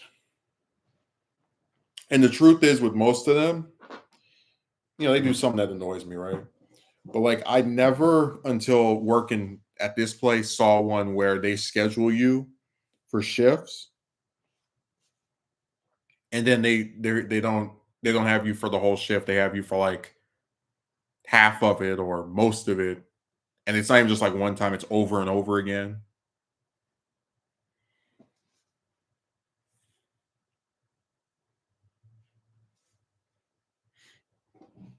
Jim, I don't want to pretend you're not a scammer. There is no $50 stream. You're gonna take that money and run, just like you did to your ex-wife.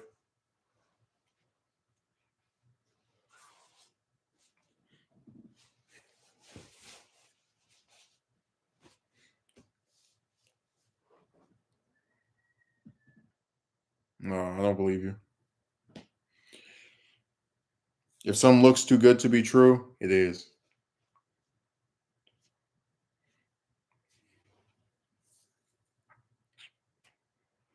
I'd sooner believe in Elvis.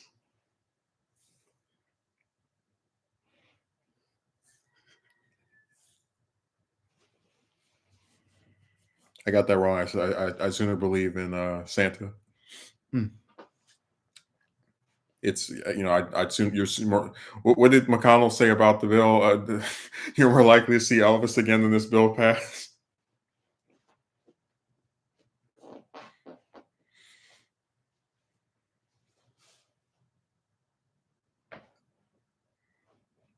I don't know who you're trying to fool, but it will not be me.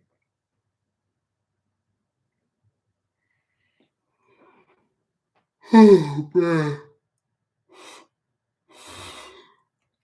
I normally like having Saturday as like the one day where I can just kind of rest and maybe I go and get something to eat and that's it. But because I just want to get this interview just like over with, I scheduled it for tomorrow. I'm like, you know what? Let me just go up here. If they act stupid, I can just leave, and then that'll be another thing just done. Why would I fool you? Because you don't like I look, I know you have a low opinion of me. You don't really think that high of me, especially after that thing with what's her name happened. So I wouldn't be surprised you tried to pull a fast one.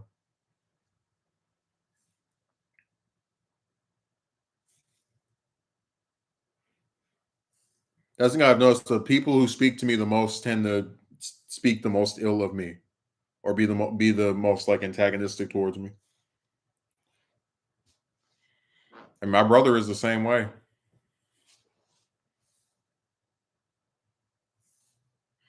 Yeah.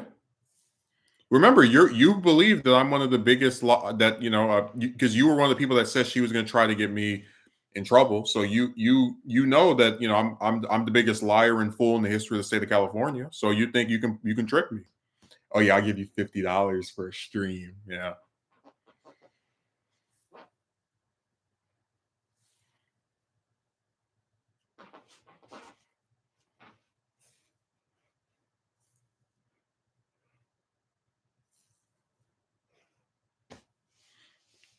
But like I said, you're not the first person that I've spoken to repeatedly that had a low opinion of me.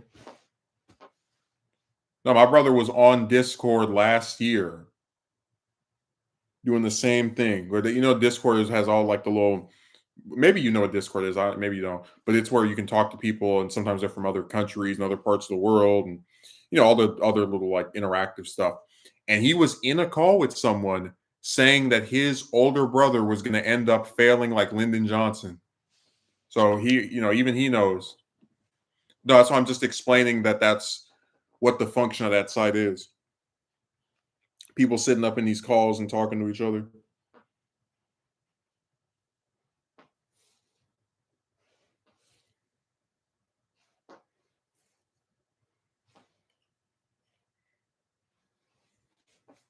I was devastated when I heard that. I couldn't believe it.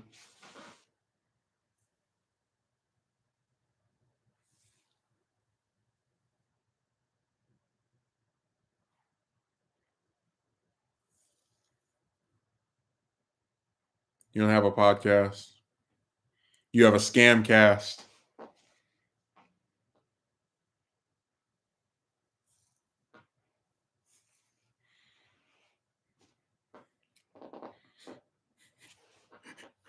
Imagine the scam cast. They just show you how to like cheat people out of money.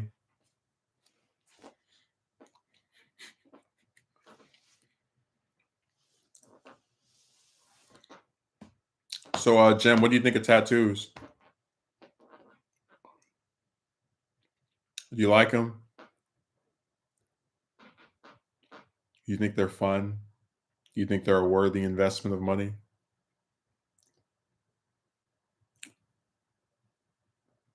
I personally do not. Oh, me neither. You and I are not so different. There was a guy. There's a guy at my job, and every time he comes up there, he has a new tattoo. And this is what I was talking about. I said like there are people who work there where mommy and daddy pay for everything, so they can just like go and buy all types of dumb stuff. He has a tattoo of a woman's face on the back of his neck, like right here, like around here. Then, and this was the one that drove me crazy because he has like a shaved head, right? You know that like that thing where if a woman kisses, like the thing I'm talking about. It's like an icon where it's supposed to be the mark of a kiss from a woman that's wearing like red lipstick. He has that on his head, like right around here. Yeah, the imprint. Yeah. Tattoos on the arms.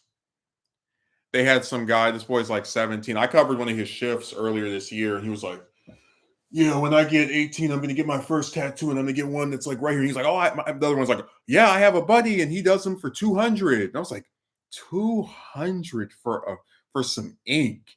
I didn't say this out loud. I was just thinking, and he asked me, "Oh, Justin, do you want to get a tattoo?" And I said, "What?" He said, "You want to get?" I was like, "No, only sailors and pirates." That's it. Oh man, they get them everywhere. It's funny because he was talking about because like with me, after my run-ins with that dingbat, I don't even like talking about chicks or girls or any other stuff when I'm in like a works place because you never know who's friends with who could try to go back and say you said this behind this person's back, and you know, all the backstabbing stuff, right? He sees me talk to this one of the chicks up there, the one that, you know, I asked if I could send her a message, and then she started, you know, saying that I could, but then didn't respond back. And I was like, okay, this is stupid. And he's like, oh, you like her? I was like, no. And then he said, oh, I like what's her name? You know, the one with the blonde hair. And I was just thinking to myself, you know, if I've had romantic feelings for a coworker, I would never in a, especially like if I'm talking to some guy, right, that I don't know, right? Like I wouldn't tell them that. I did not respond. I just sat there and because you know the woman he's talking about, I do think is pretty, you know, fine, whatever. But like I'm just imagining her just being just so attracted to his, you know, 50 different tattoos, and they're on like the first date, and he's like, I got this one for 200 3 months ago, and then I got this one for 300 a week ago. Dude, this one guy, like, I was talking to my friend. He said that I should like to basically as a troll, right? I should ask her, you know, like you know how I did the thing where I'm like, hey, you want to go see a movie or whatever? I should ask her that, like, just as a way of messing with, because I have her number and I've spoken to her as recently as I think it was last Friday.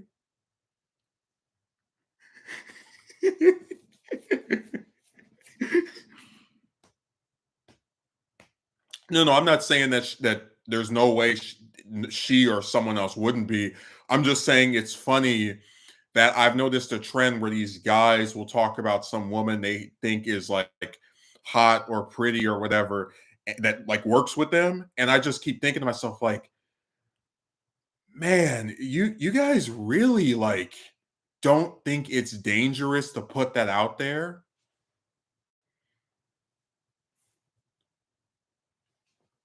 Like I had two coworkers both say they thought the same manager was hot or whatever, and I'm like, why would you say that in front of me?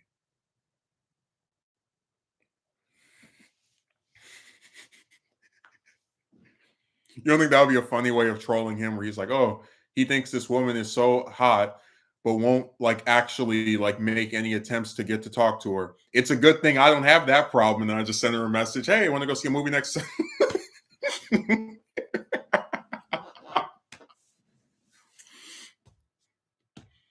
I would have, you know, if that thing with the other one hadn't happened back in February, I wouldn't care to. But you know, so here's the thing. If I get to the point of actually just not caring about working there anymore because of like the lack of hours and I get hired somewhere else, I'm probably going to get a little bit more brazen because when I was there yesterday rather, um, no, that's what I'm saying. Don't trust no one in the work. I mean, that's why I said I made the mistake of believing that I could trust what's her name and got stabbed. But I was saying that like when I came in there yesterday and they had me like cleaning stuff, I wasn't going that fast because I was you understand we're like it's hard to get invested in your work as an employee if you feel or believe that your job is screwing you over.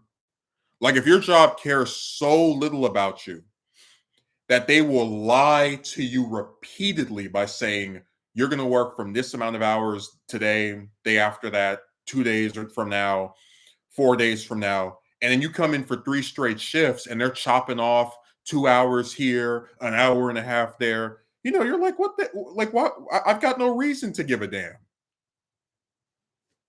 It doesn't mean you're like purposely messing stuff up and, you know, but it's like, I'm not going to sit here and move at some breakneck pace for you jerks. Like, are you kidding me?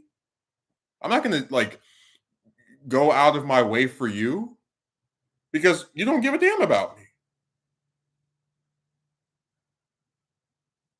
Seriously, if this were me from a week ago, 2 weeks ago, when I was moving all faster, but it's like literally, whether you do the stuff they want at the speed they'd like or you don't, they will excuse me, they will still find a way to screw you over.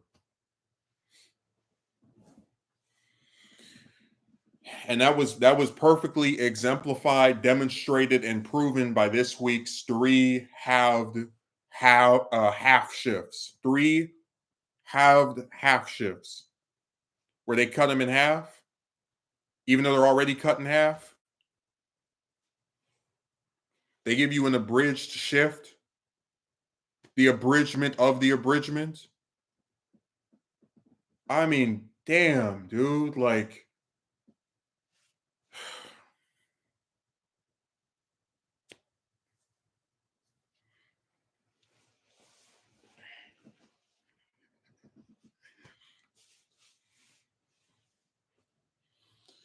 yeah, he was sitting over there lusting after that woman. It was interesting. Oh, she's so beautiful. Okay.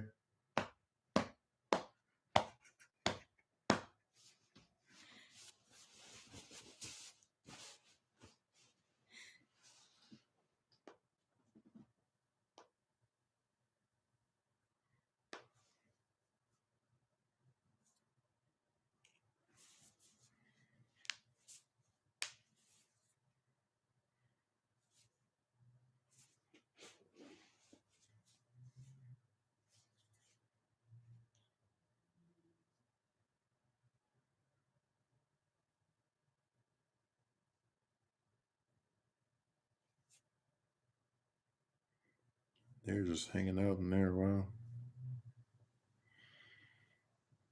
Oh, these calls, man.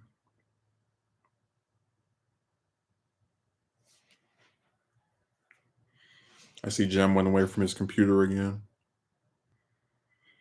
That's what he likes to do.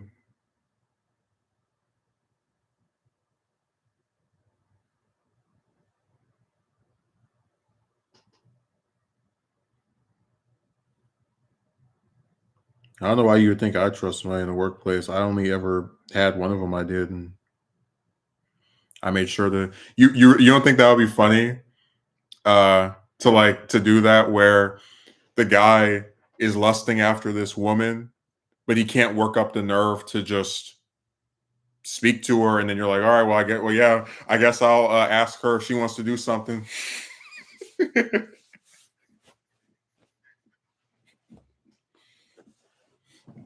Because I don't care about someone saying no, like whatever. I don't want you anyway.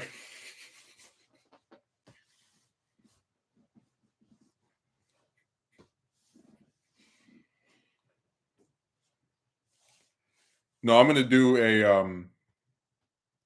a video on like the long distance romance stuff, and I was just talking about how it's so interesting to be at a point where you just don't care about being with a woman like at all. Because we had this conversation about how if they are not willing to fulfill your desires, then what purpose do they have towards you? Like if I can only get a girlfriend who lives so far away that you can't touch her, you can't hang out with her, then what is the point?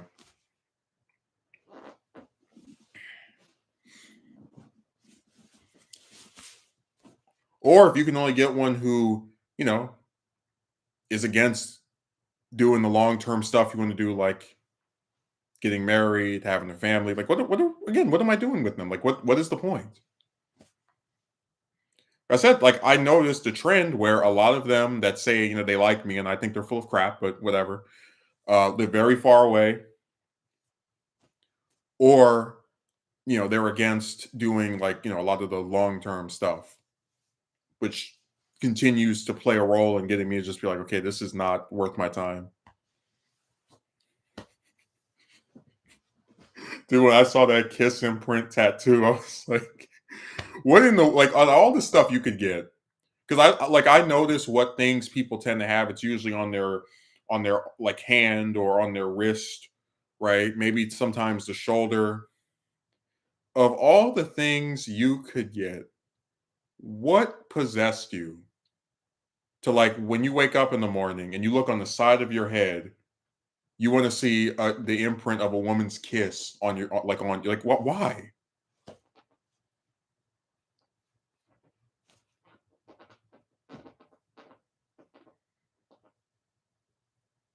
You should have seen the look on my face when that guy asked me if I wanted a tattoo. I just cringed.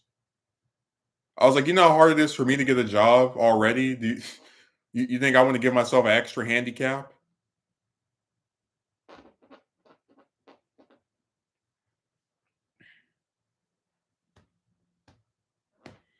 No, I know they do, but it's like, dude, there's no net benefit for me having one of those damn things. I don't like the way it looks. No employer is going to go, ooh, I was thinking of not hiring you, but I like that snake on your arm. So there's nothing for me to gain from doing that.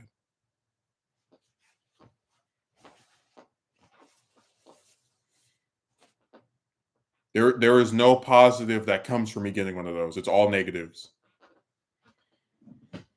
I'm dead serious.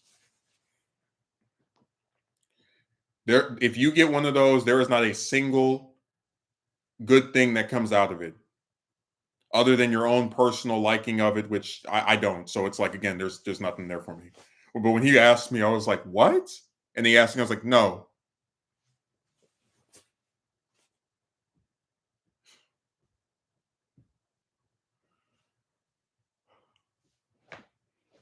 dude. It's so crazy to think that, like, they really spend hundreds of dollars on those things. Like, I didn't, because I've never tried to get one, so I didn't even know it cost that much. It's all the rave in the hood.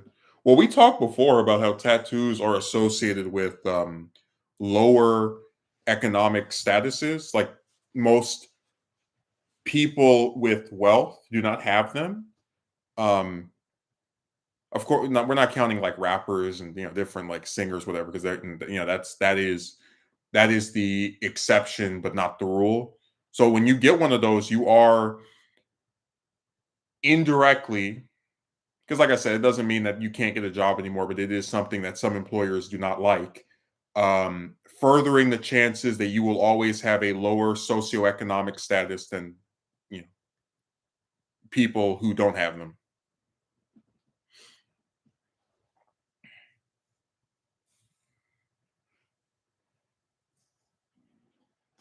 And like I said, man, the amount of money that goes into that stuff,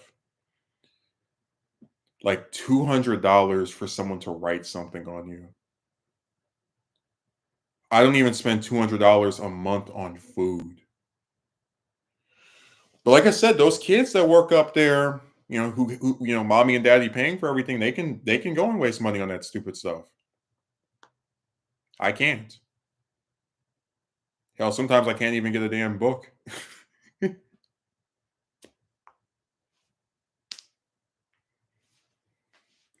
That's how strapped I am. Hmm.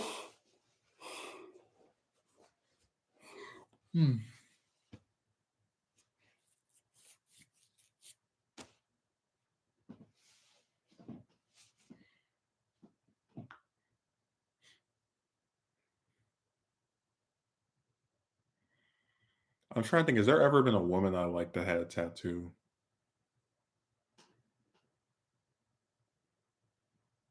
Well, I'm not shaming anyone for living at home at one point. I'm simply explaining that there is a key difference in priorities, in terms of priorities between me and a lot of the people that work up there. And besides, I was technically living at home last year, and I was not benefited by it at all. So,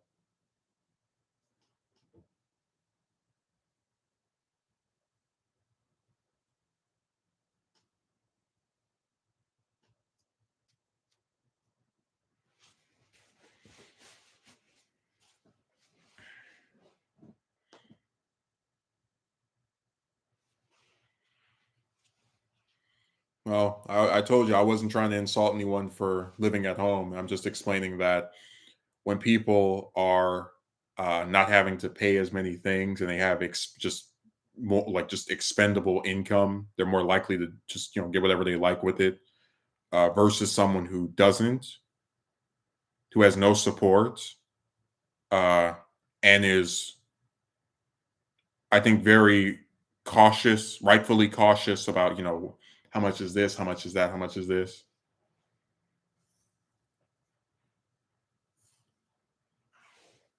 So I'm just saying that that's something that should be considered.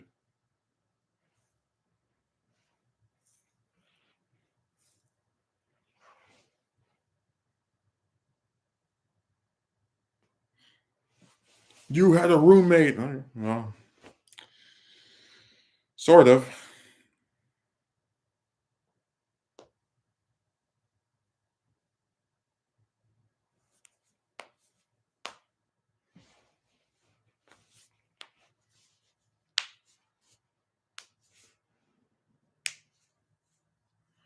I told you I'm trying to get a second job. I don't know what else you want me to do.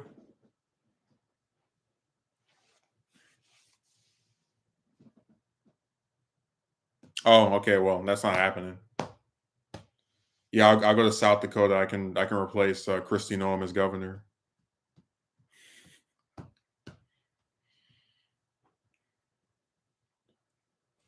She can show me how to murder animals.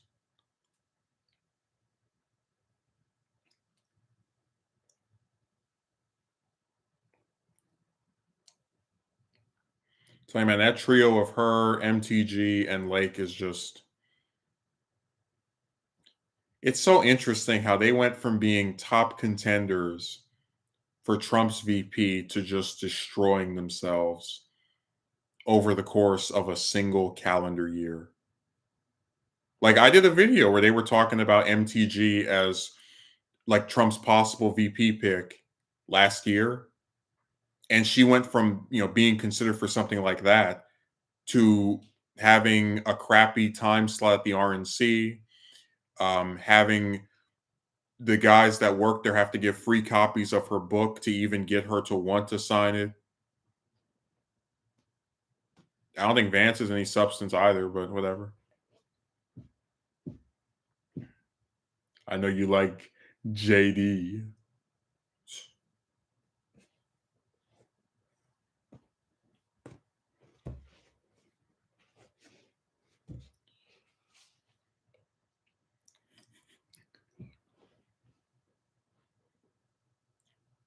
I'm just saying it's interesting how in such a short amount of time their stars all fell down.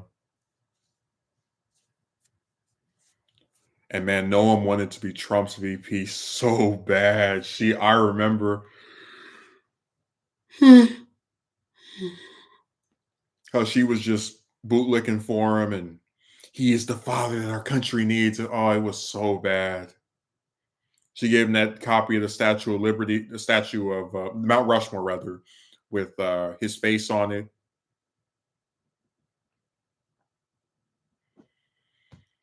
Okay, childless cat lady. Oh, I forgot. I'm that, not you. Even if I wanted to have a family.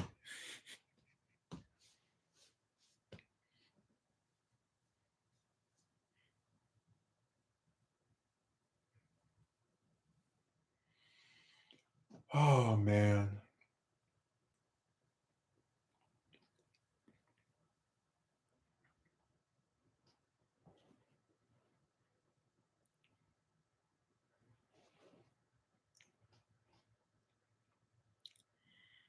No, you had a really interesting arc this last election cycle because first you were backing DeSantis for president, and then you changed your mind when he dropped out of Iowa, and then you were so happy about Nikki, right? You just loved her so much, and then she got out, and then you're like, all right, well, I guess there's only one man that can save the day, and then you liked Trump for a little bit, and then you went to Stein. You were all over the place.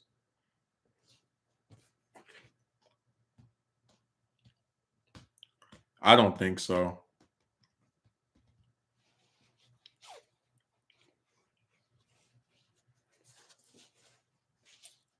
I don't think any of the modern ones would get on there.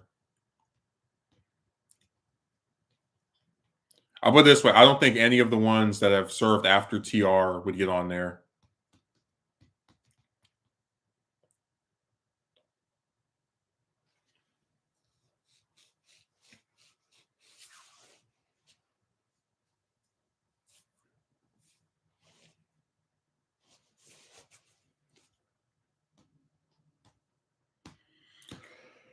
You can give it as many years as you want. They tried to put Reagan on the dollar on, I think it was the $2 bill or so one of the bills, and it didn't go through.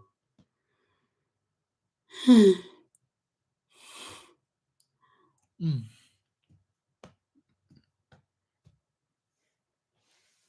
So you can keep hoping. You go, please let him on. They're gonna, nope, nope, nope, nope, nope, nope, nope.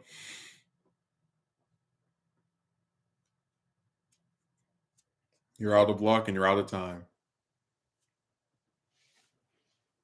Times change, and so does sentiment. Yeah, times do change. I mean,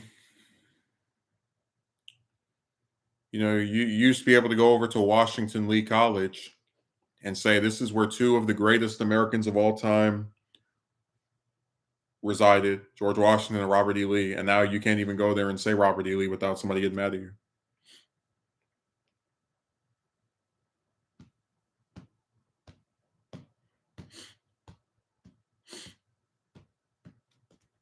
Yeah, we talked before about how it's really a shame that there's so many like influential black figures in American history that don't get discussed at all. Like it's really sad.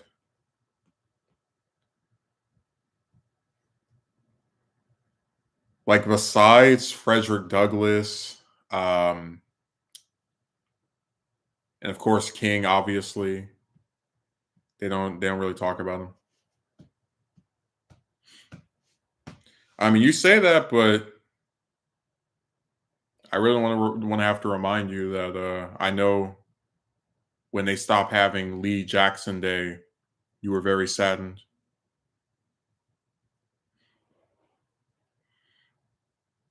No, no, I'm talking about the ones that, like, from my vantage point, actually get brought up and discussed. Like, I didn't leave him out by omission. I don't think he gets referenced or talked about damn near at all.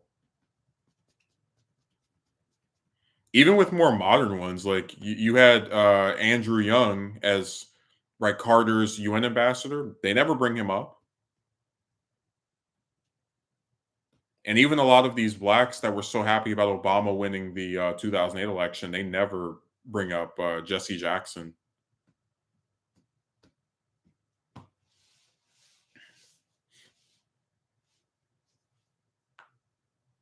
Even if he was active in civil rights and in American culture for what, 50 years?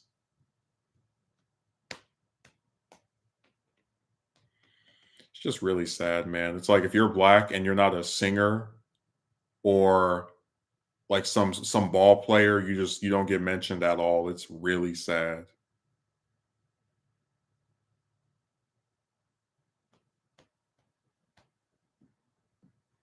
Some of these people went out there and either died or almost died for the advancement of this ethnic group, and like they don't even talk about them.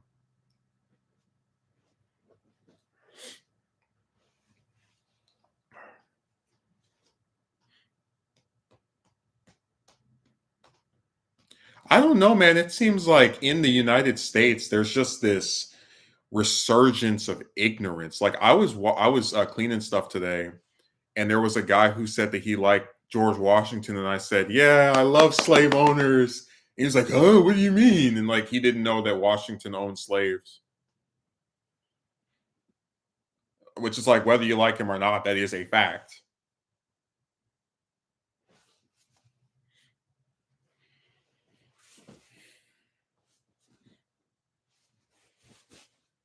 And I told you about my friend who brought up the Kennedy assassination, but then doesn't know who became president because of that. It's like it's just the stuff. It gets stupid, man.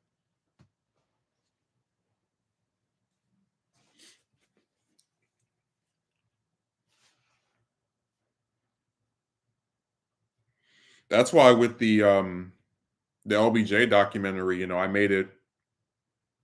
See, I had a relative, and this is why I don't like talking to a lot of older people because I feel like they get stuck in their ways about stuff. Like they just like this is just how things are, right? And they never consider that when like I guess I'll put it to you like this. I know for a fact that you can get people who don't care about certain things to know about them if they either happened recently or if everybody is talking about it. So, for example, my friend doesn't watch the news, but without me telling him, he knew that Trump was, shot at one point, back in July. He knew that Biden dropped out and was replaced by Harris, right? This is stuff he knew about without seemingly watching the news or conferring with me because people around him were talking about it, they were sharing it, they were discussing it, right? So it found a way back to him. So with Johnson, right? I truly believe, this is my actual belief, that if I take the link to the LBJ documentary and post that same link, whether it's to each part individually or to the playlist 1,000 times, 10,000 times, 100,000 times, a million times on Twitter, Instagram, other affiliated websites, people who don't know about Johnson, who probably wouldn't have looked that up on their own, are going to keep seeing that link. They're going to click it. Some of them might just, go whatever, but some will click it and watch it and learn something. Like, I truly believe if enough people, it can be a small group, right, discuss something and share it around to where it just you almost can't get away from it. Like it's just on these different sites, just you know, all over the place.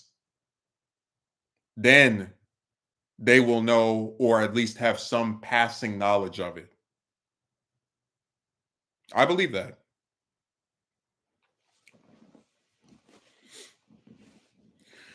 Like Jim, do you think? Let me give you an example.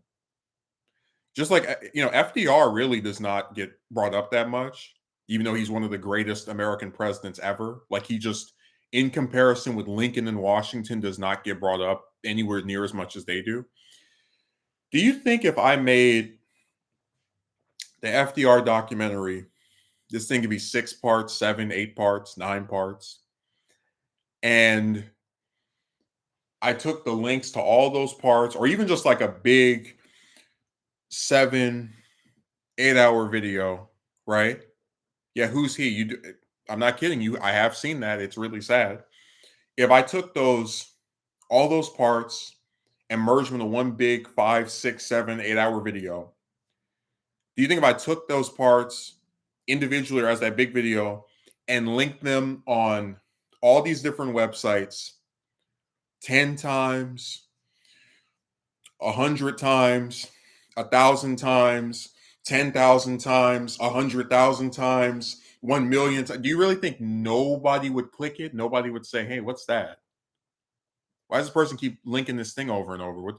Let me click. Do you really believe that no one would be like, "Hey, what's this?" Because again, with a lot of people, they won't look for it, but if it crosses them, there's some who are like, "Hey, what is this? Why can't I escape?" Because like think about a lot of people, they've never seen certain TV shows, but they know they're familiar with them, right? Because they see it playing on TV. Maybe they turn it, flip to a different channel, but they know it exists. They know what it is. I'm just saying, I truly believe if you get enough people to take either the link of something, again, whether it's a video, a song, whatever the hell, and just keep posting it incessantly, like just all over the place, infecting these sites with the same link over and over and over and over again. I believe you can change it.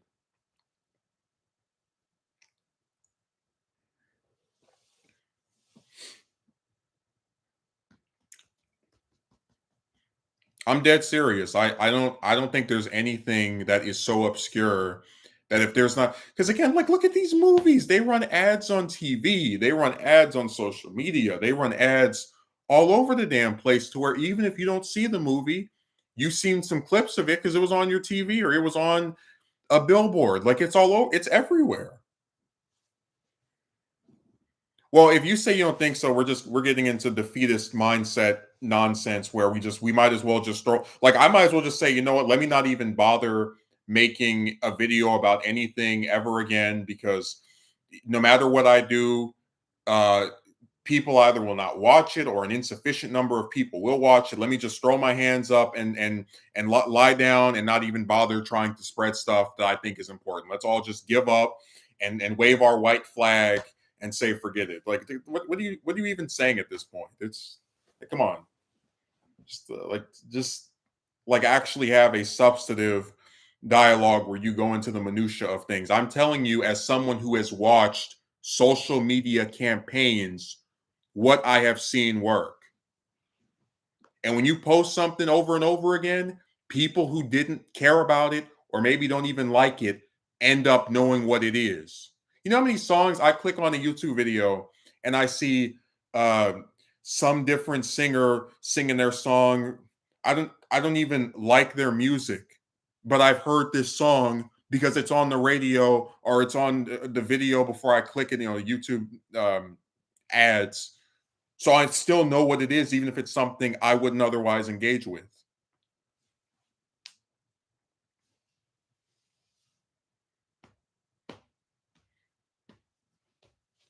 I don't know what you're saying. If you're going to tell me that people spreading a link incessantly over and over has no effect, because like I said, there are people who go to school and they genuinely do not get told about this stuff. When I was in grade school, I didn't know about, just to go through some civil rights figures, Roy Wilkins or James Farmer or A. Philip Randolph. Like I knew who King was because we had Martin Luther King Day.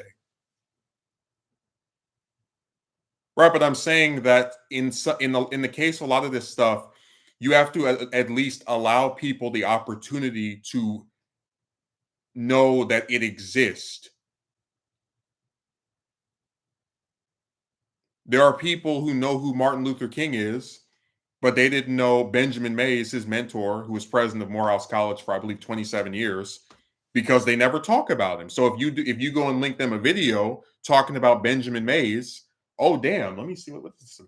And it's linked over and over and over and over again, hundreds or hundreds of thousands of times.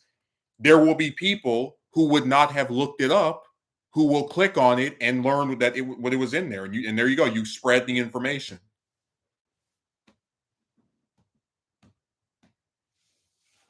It's not just being open minded. It's just like some stuff people are not given any chance to know about because it's never brought up or talked about in front of them.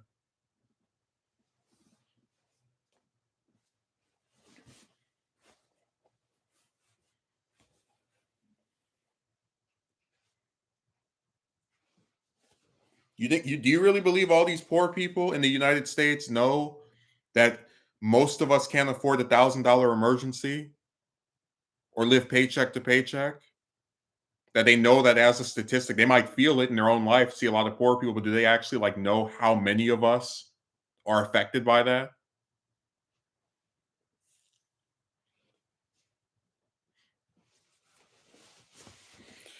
That's why I said just have some open mindedness to a person like just trying to get their thing out.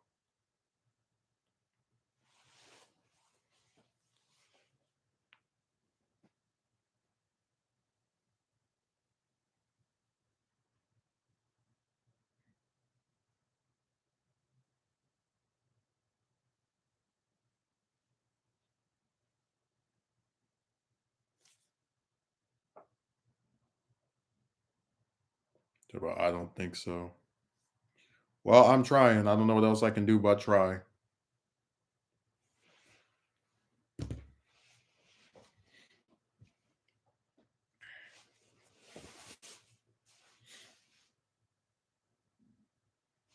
I know how these people act. I know how they operate. If they hear something get brought up and mentioned over and over again, they either retain a little bit of it or they have some familiarity with it that they wouldn't have had otherwise.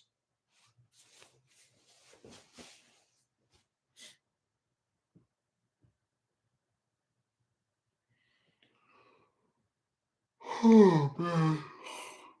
mm. Well, that's easy for you to say. You're really gonna say try harder. I mean, hey, uh, I don't know if you care to look at it, but the Johnson documentary is all the parts of it are among my highest viewed videos ever. So I must be trying to some extent. They didn't get that way overnight.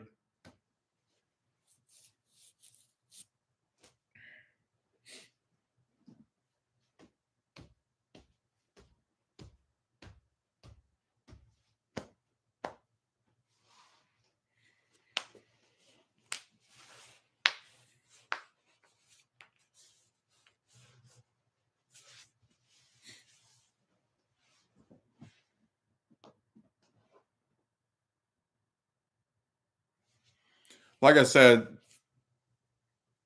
a lot of the really big channels on here, the content that's large, they use anything and everything. Nearly everyone has a smartphone. Right, but also nearly everyone uses the internet. So there are those people that when you post stuff on social media, it might not reach, but it's better to have tried over and over and over again to maybe a ridiculous amount of times and not have succeeded in reaching every single person, which you're never going to be able to do anyway, than to just throw your hands up and go, well, there's always going to be people who don't know things, so let's not even bother.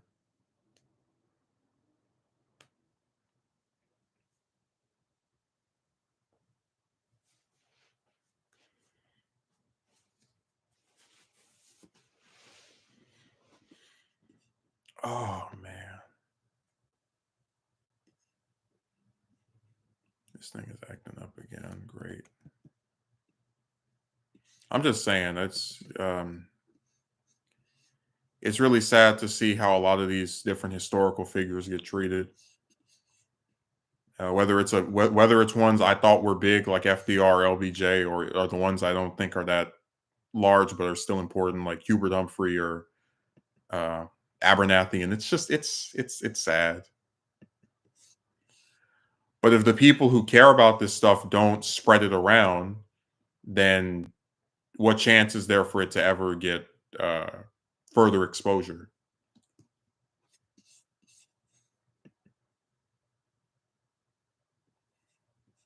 What is your point?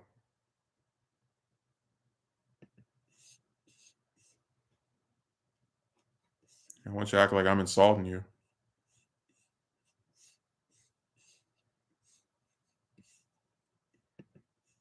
When you say try harder, it's like I have been trying as hard as I can, man. I have been on multiple other websites promoting this thing.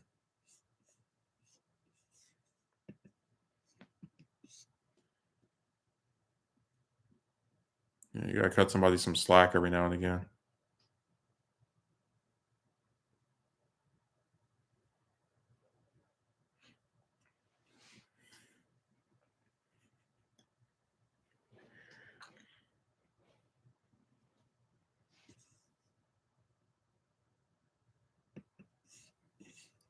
Well, I mean, I could say that if we're talking just like in general, the school system needs to be reformed, that there are things they should talk about, historical figures they should speak about.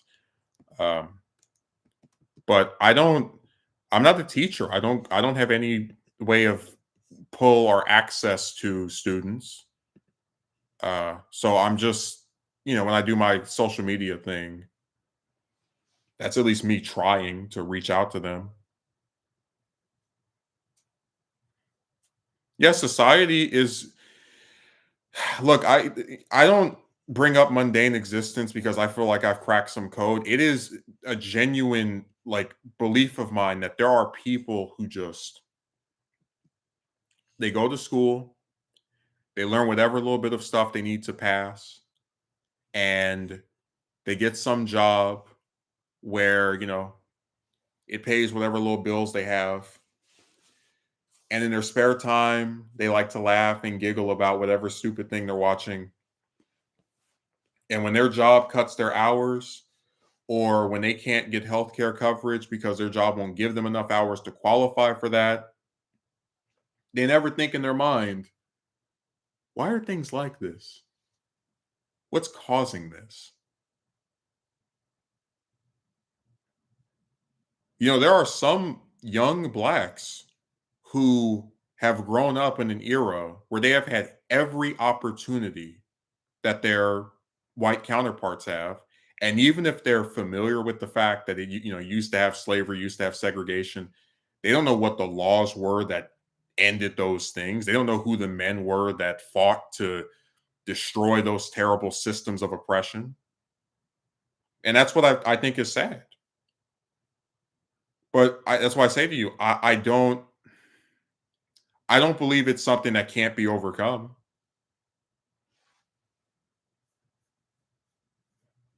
They just they just don't care, and you have to oftentimes do things to reach those that will, and just leave the ones that don't give a damn to their own ignorance and stupidity.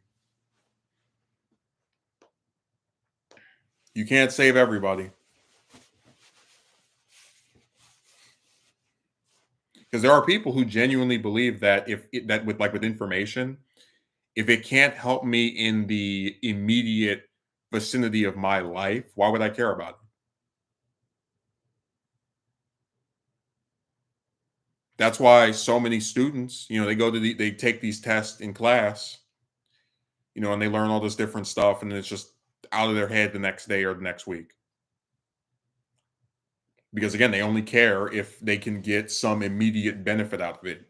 They don't care to just know things because, oh, that's interesting, or wow, this was not something I was aware of.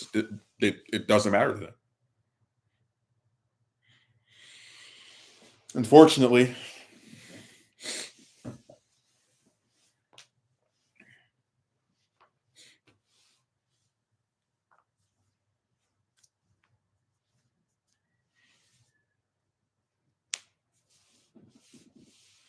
yeah, you can call them sleepwalkers. They are unconcerned about any historical event. The only thing that matters to them is the here and now, and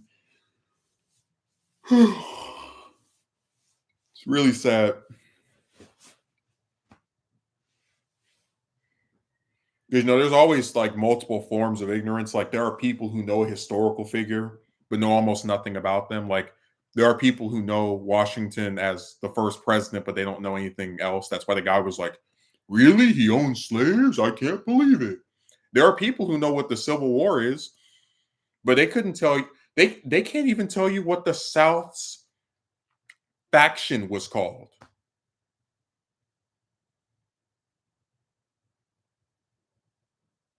They can't tell you what the president of the South's side was like. Nothing. Just there again, like bare bones, skimmed over, glossed over crap.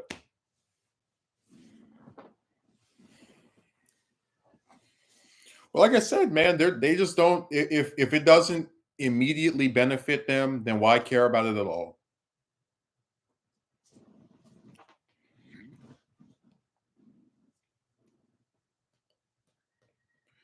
The sad part is, I would say Joseph McCarthy is probably one of the most important senators of the mid 20th century, and what you see now, where they were like accusing the Republicans of working with Putin to rig the election in 2016. That was McCarthyism. Um, the way that they always, like, if a Democrat says, "Hey, let's raise wages, let's have paid sick leave, socialism," it's like, yeah, it's McCarthyism. It's the new Red Scare. So McCarthy's a very important senator and historical figure, and again, never gets talked about. Again, Stalin's another one, like, just where they might know who that is, but they don't really know anything about him.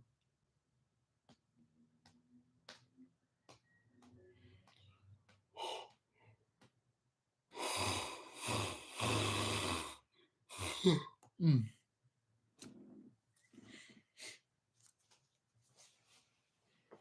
Oh, it's really sad.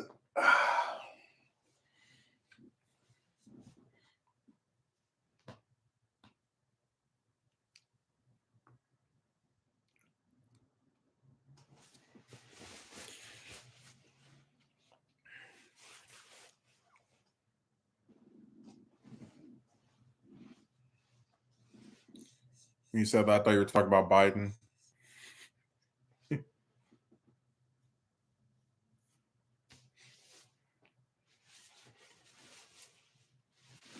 Wait a second.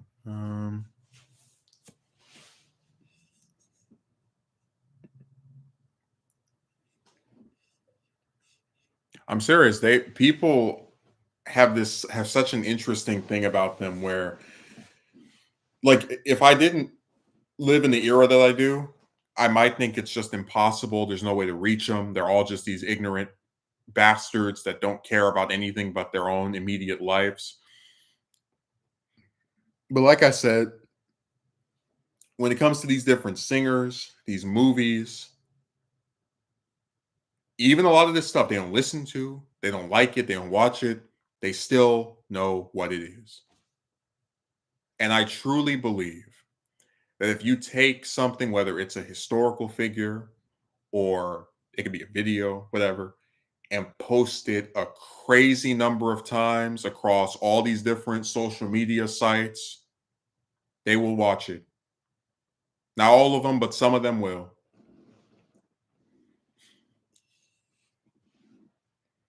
Because, like I said, with a lot of this internet stuff, you don't even know it exists. Like, if I put out a video tomorrow, people might stumble across it because it's like in the algorithm or it's got like some title or whatever. But you know that, like, if someone has never heard of me before, most likely they're not going to watch some random video that I just made 5 minutes ago.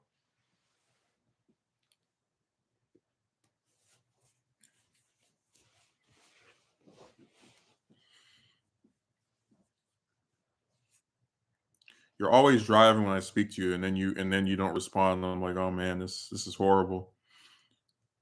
We've reached a stalemate.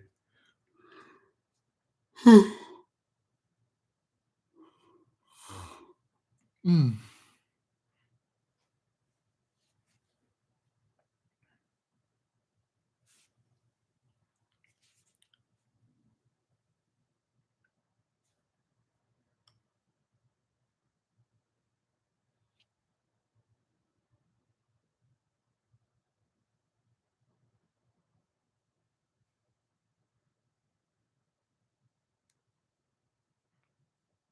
Man, I just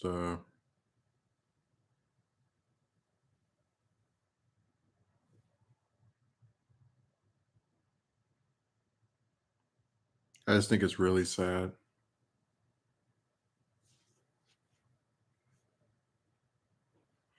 I tell you, we live in a backwards era. That's why I can go to job interviews and have them, schedule it and then stand me up, and then supposedly I'm supposed to feel bad for them being stupid. Everything is just the opposite of how it's supposed to be, it seems.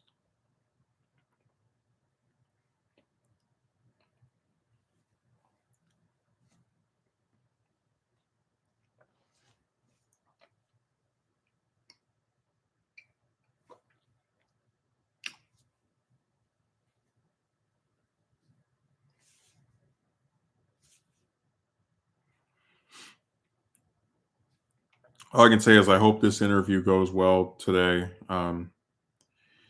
They have been driving me nuts, my job, and then these other, these prospective employers, because I just don't see where it's fair to me to like keep doing this thing of, hey, we'd like for you to come in tomorrow, and then you show up and you see the tumbleweed.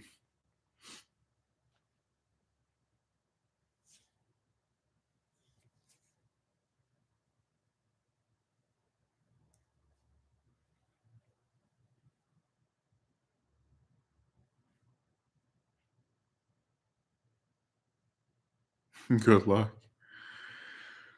Well, hopefully we get something good. I'm not gonna hold my breath though.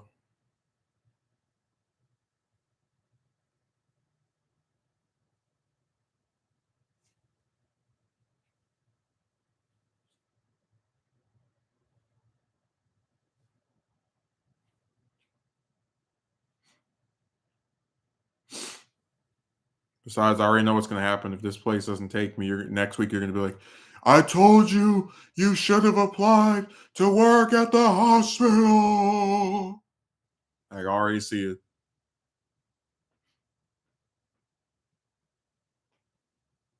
That's what you like to do.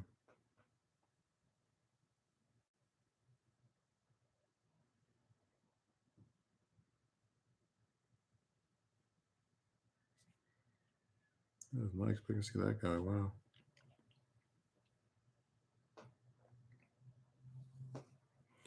You're going to sit there with your finger out just like this.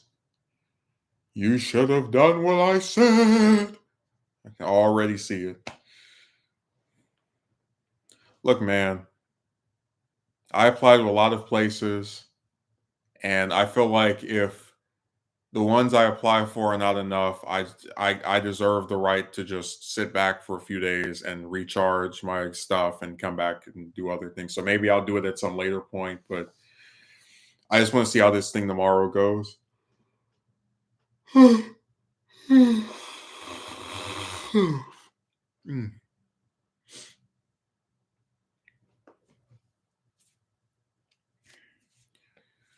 Because, like I said, I'm trying to have at least a day that doesn't feel like the same old crap. You know, you get a day off and you're just running errands. You get a day of work and you just drive up there and work for a few hours before they do something stupid, which is either cutting your hours or getting mad at you over something dumb. It's always touch and go is what I'm getting at.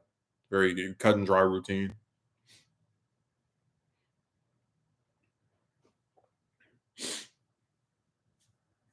But no, this is proof that you can do everything an employer wants and still get in trouble by them.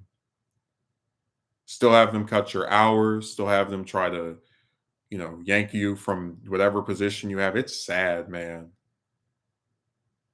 Like when they told me to go home that third shift in a row, I just went outside and sat in my car for a second. I said, "What the hell is this? Like, why am I driving over here for half a shift?" Like, I don't think it's okay for a job to tell you you're coming in for 5.5 hours 3 times in a row just to get rid of you after 3 hours, 3.5, 4. Like, what is this?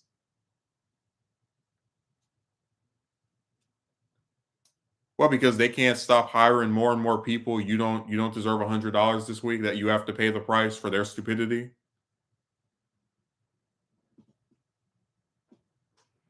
Yeah, because I told you they used to do that back in the first couple months of the year, and they stopped. So I thought, okay, well, that's just a thing to the new people, right? Because I'd only been there for a few months when that happened.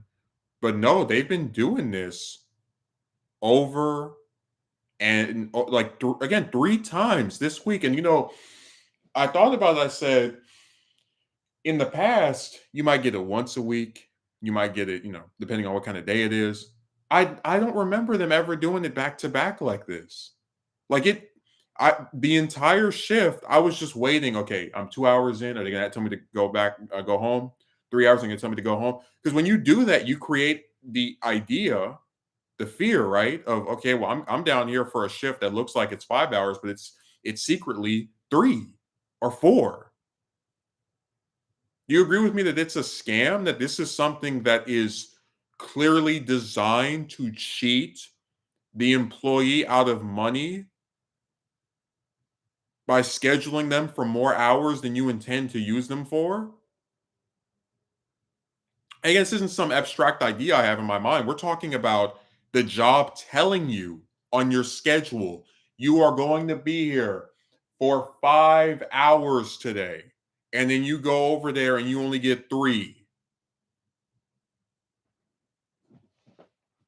I had this one relative, they were telling me about, oh, you should talk to one of the managers. I said, I'm not talking to any manager because I know they don't give a damn. I'm just gonna keep looking for other jobs.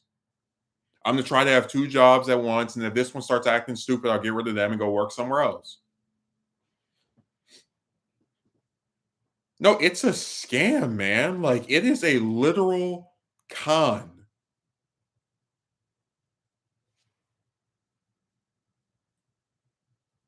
Like what my job is doing to me should be illegal. What the hell would I look like? Hey Jim, can you come here at 7 in the morning? You're gonna get off at 12, and then it's like 10 o'clock after you drove here for 2 hours or hour. Oh, you can go, Jim. Goodbye.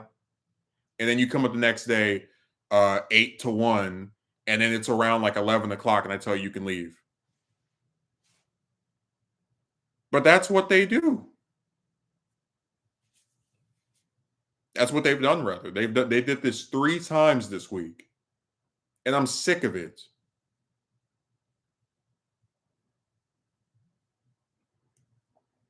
Like I said, I'm asking you as truthful as I can. What in the world would possess an employer to schedule someone for 5 hours a day, 4 times a week, and then only let them work one full shift out of four,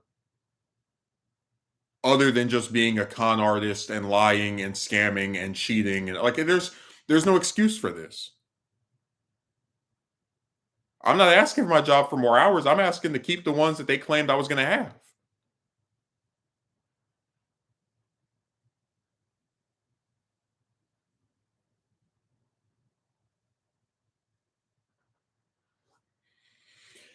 And like I said, man, I'd give my whole right arm to be able to just work somewhere that gave me 40 hours. But in the modern, crappy American economy,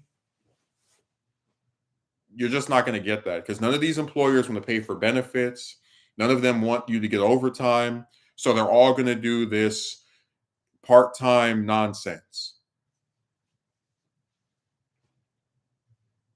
And like I said, I was afraid to try to get another job because I was like so worried. Oh man, they're going to try to mess me up. But honestly, if that ends up happening, then to hell with them because you're not making anything when they do this stupid stuff. Like you got me driving 30 miles for what, 60, $70? Dude, you go to the if you go to the gas station right now and try to fill up your tank, that's literally a majority of what you made that day. Because it's $40 for a full tank of gas, where it's like $4 a gallon, right? So like that'll be 10 or whatever. Uh Not 10, but you get the idea. And then if you want food from like one of these different fast food places, you can forget it. If you go to the market, you can get um I like to get the soups. You can get two of those for $3. So there's stuff you could try to like squeeze out in half for a few days from that $20 that's left over. But you get the point that like you shouldn't be thinking that way. Like there's no way, no reason a job should make you less financially secure than you were before. Like if they're using you as much as they should be and giving you as many hours as you should, going and getting something that's $40 once a week should not be the end all be all. You shouldn't be thinking, oh man, do I have $20 for food or for gas? Like that's nuts. I'm serious. Like in the past, 2, 3, 4, 5 months ago, I was really afraid to try to get another job because it's like, oh man, I don't want to lose this one. I don't want to, but fluctuate the schedule and then they clash. But honestly, if something happens where they're conflicting with each other, I'm just going to let them do whatever they want and get mad because I there's nothing there for me anymore, man. I clocked in these last few days. I'm like, okay, what time are they going to tell me to go home? And I was telling you that we never somebody had a car out there that they started up, but I was telling you that we never get any kind of like psychological discussions going, right, about like the effects of stuff on people. But truthfully, I am not kidding when I tell you these companies don't do themselves any favors in like a double-edged sword way where one, no one is able to take care of themselves by getting so few hours. And two, when you don't invest in your employees, there can be a dual effect where they feel like, okay, well, why the hell should I care about what I'm doing up here? Because I'm telling you, that last shift I had, I was going slower. It didn't bother me to take my time because it's like, you guys, if you're so bothered by my performance or not, you're going to get rid of me anyway. You're going to tell me to go home, get out of here. Didn't bother me. Like I said, the reward for all those nights of going up there, and in spite of however I personally felt, going as fast as I could, doing things to try and adhere to whatever schedule they called themselves being on, was to have my hours cut. And yeah, they do not care. So why should I care? I'm asking you. Like, if they don't care, why should we care? Remember, they get their almost $200 every day. They're happy. They're just like this. And then you're sitting over there miserable, afraid if you could pay your stuff because they want to, like, it's sick, man. It's gross.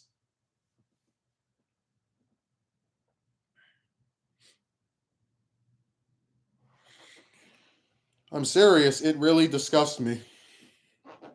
It disgusts me. It makes me sick to my stomach. I don't know how people do this. I know they don't care. That's not a mystery to me or something that shocks me. I've known employers haven't cared since I started working all those years ago. I'm just telling you that it's sadder with them because it's like, it's not enough for you to only give me half the hours that you would give a full-time employee or even less than that. You have to schedule stuff that you at any point can just take away from me. I'm not pleading to, dude, like, listen, you say they don't care. So why in the world would I think it make any sense to go up to the owner, who in all, like, the owner is the same guy that apparently that was trying to get mad at me over the discount thing. So like, why would he care if I am getting only 20 hours a week or less than that? Like, they don't give a damn from the top to the bottom.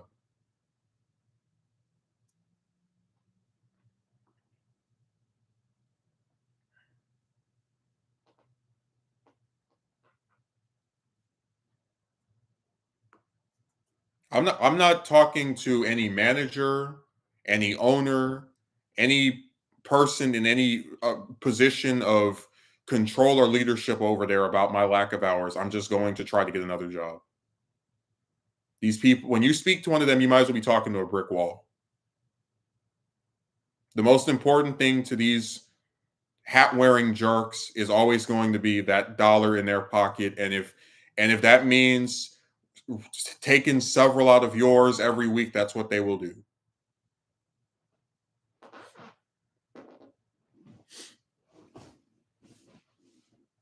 Tell you, the misreading is over.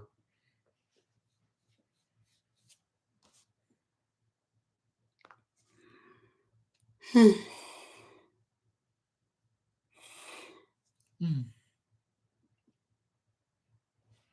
Tell me to plead my case. You plead your case. You go up to me, tell him I'm from New Jersey and we don't do that over there.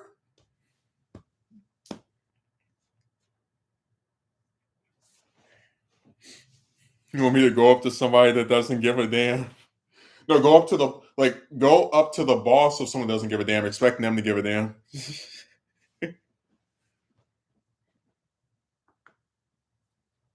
It's a cold world, man. Literally, I'm freezing right now. Sun's coming up. Oh boy.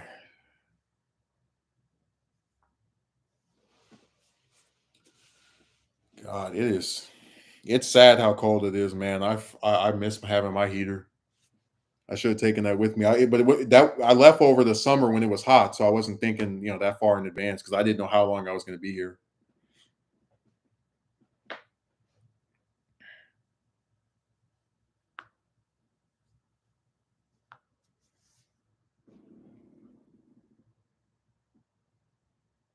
Yeah, now I know you're just writing all any kind of nonsense. This is why you don't get taken seriously. This is why Booker won't let you at any of his rallies or shows. when he runs for president again in 2028, he's not going to even look at you to get your approval. He's not going to ask you for a campaign contribution.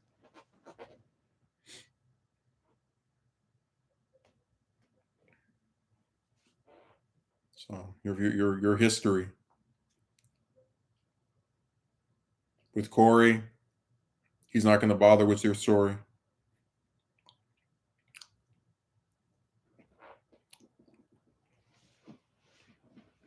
I'm so over here trying to have a intellectual dialogue with you, and you're going to make a joke like that.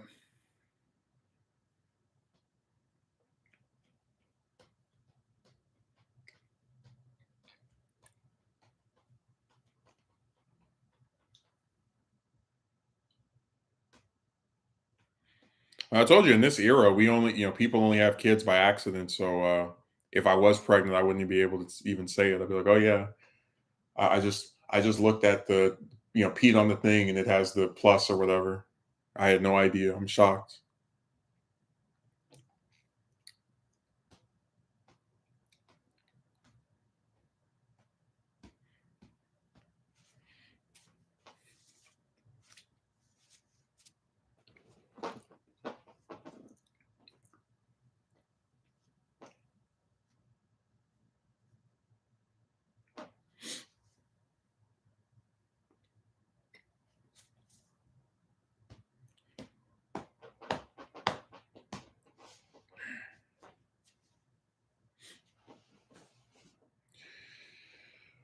Oh man, we live in a scam era. Like I said, I thought I'd see it all, but I never thought I'd live to see the day where employers are scheduling interviews they don't go to over and over and over and over again. I don't think the one from tomorrow will do that, but that's because I've been up there before when they were, thinking they were so high and mighty and, you know, whatever. Uh, so, Jim, do you have anything else you want to add in here? Because I'm getting ready to wrap this up. A little hungry, and I'm definitely a little tired. And I do have this thing I have to go to tomorrow afternoon, so I don't want to go for too long.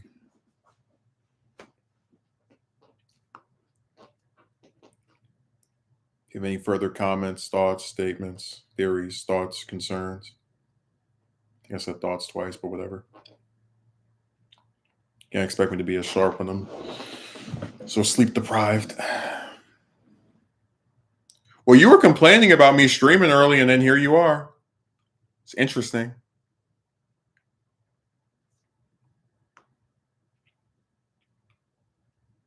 I already told you I get off late from work. Like I got off at 12:20, 12 something, right? And then I got back here at 1 o'clock. So I only was here, like I've been sitting here speaking to you longer than I was actually have been home just doing stuff for my leisure. Like I was here probably for about 2 hours before starting the stream.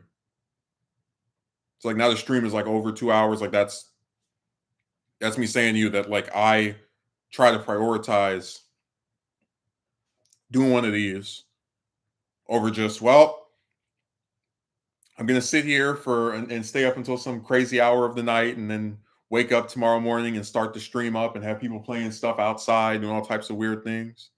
No, I told you I get off late from this job. It's been that way since last year. I told you they had me come in at 7 o'clock. That's when the shift started. Like I left my home because of the traffic at 3 and just like sat in my car for 2 hours on my computer, like writing stuff or whatever. Like I didn't that's the makeup of this thing where it's just a little bit of leisure before you go in, and then no break during those 5 hours, of course, and then so a little bit of leisure after you get back from this 30 plus minute drive, sometimes an hour long drive, depending on how the traffic is. And then if it's if Saturday or Monday is the next day and you're not working those days, then you'll do the stream.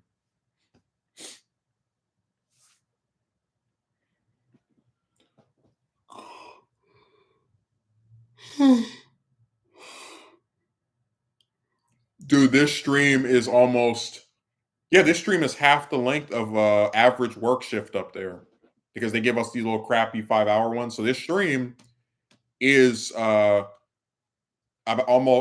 half the length of a stream of a day at work. Like if I crack 3 hours, it'll be the length. Well, it'll be 60% the length of one of these shifts. That's how screwed up these jobs are, where they're like fuming at the mouths. Oh, we have to pay them more money. We'll cut their hours. We'll cut them and cut them and cut them.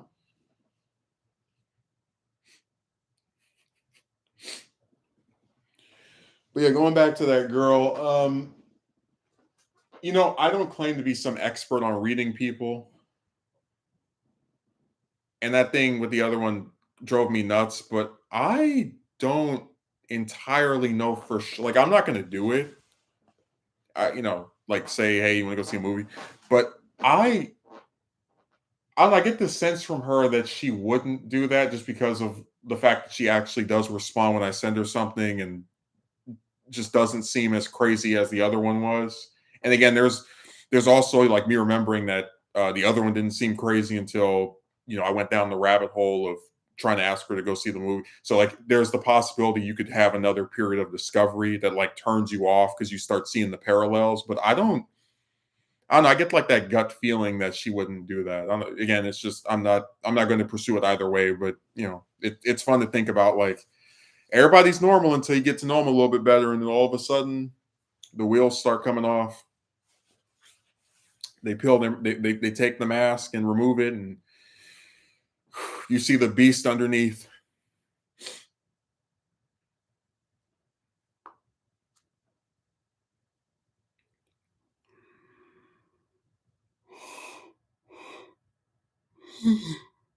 Oh man. Mm.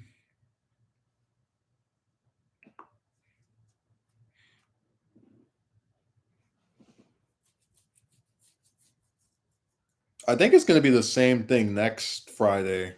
Me, going in at 7 o'clock and then not getting off until midnight or the morning or whatever. Uh, how do I keep putting that device? Imagine sitting somewhere and it's right here. Me being even more absent-minded, but imagine like sitting somewhere and there's nowhere to put something except the floor, and it's like, where is it?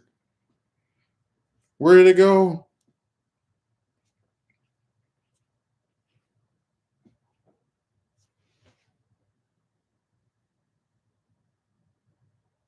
Let's see here. Next Friday. Yep, same deal. So I'll try next Friday to take a nap in the afternoon, and then that should give me enough energy to get through that ridiculous shift, and then come up here and do this for a few hours, and then assuming I'm not working at the other. Again, I don't want to get too too ahead of myself. Because I did tell him if it was Saturday, I would be available anytime. I still would tell him I'm going to tell him I prefer the afternoons because I really don't see like why you need to work 12 like almost 1 in the morning on Friday at one place and have to go up somewhere else at 6 in the morning. That's ridiculous. But again, people do anything for money, including destroy their sleeping schedule or pattern or whatever. And I just can't do that to myself. Like if I can avoid that, I'm gonna try to.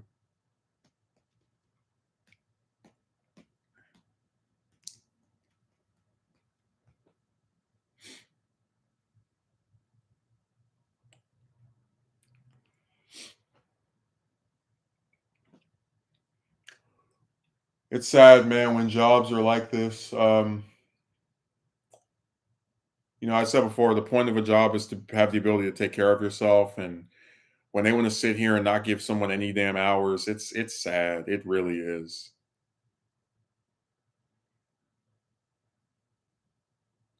Part time, part time, part time, part time. Go to hell.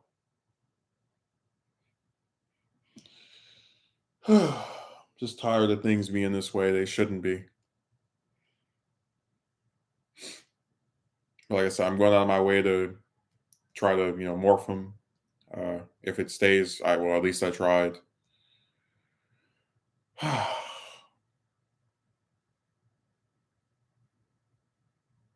It just hurts, man, that things are the way they are. Because I don't know what I'm doing wrong. Like, I'm trying to work a job. I'm trying to be dependable, reliable, do the stuff I'm told to do, and it just seems like no matter how much you think you're doing the right thing, you get the knife. You get it twisted right in your damn back by the same people who want you to be there for them and do what they want. Like, if you show up to one of these shifts late by 10 minutes, it's the end of the world. You'll get a point or whatever. You'll get in some kind of like demerit, some trouble over it. But then when they cut an hour, 2 hours off your schedule when you're physically there, there's no repercussion for that. Are you kidding me?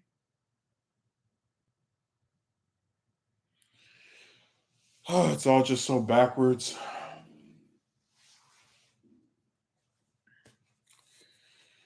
But yeah, Jim, thanks for showing up.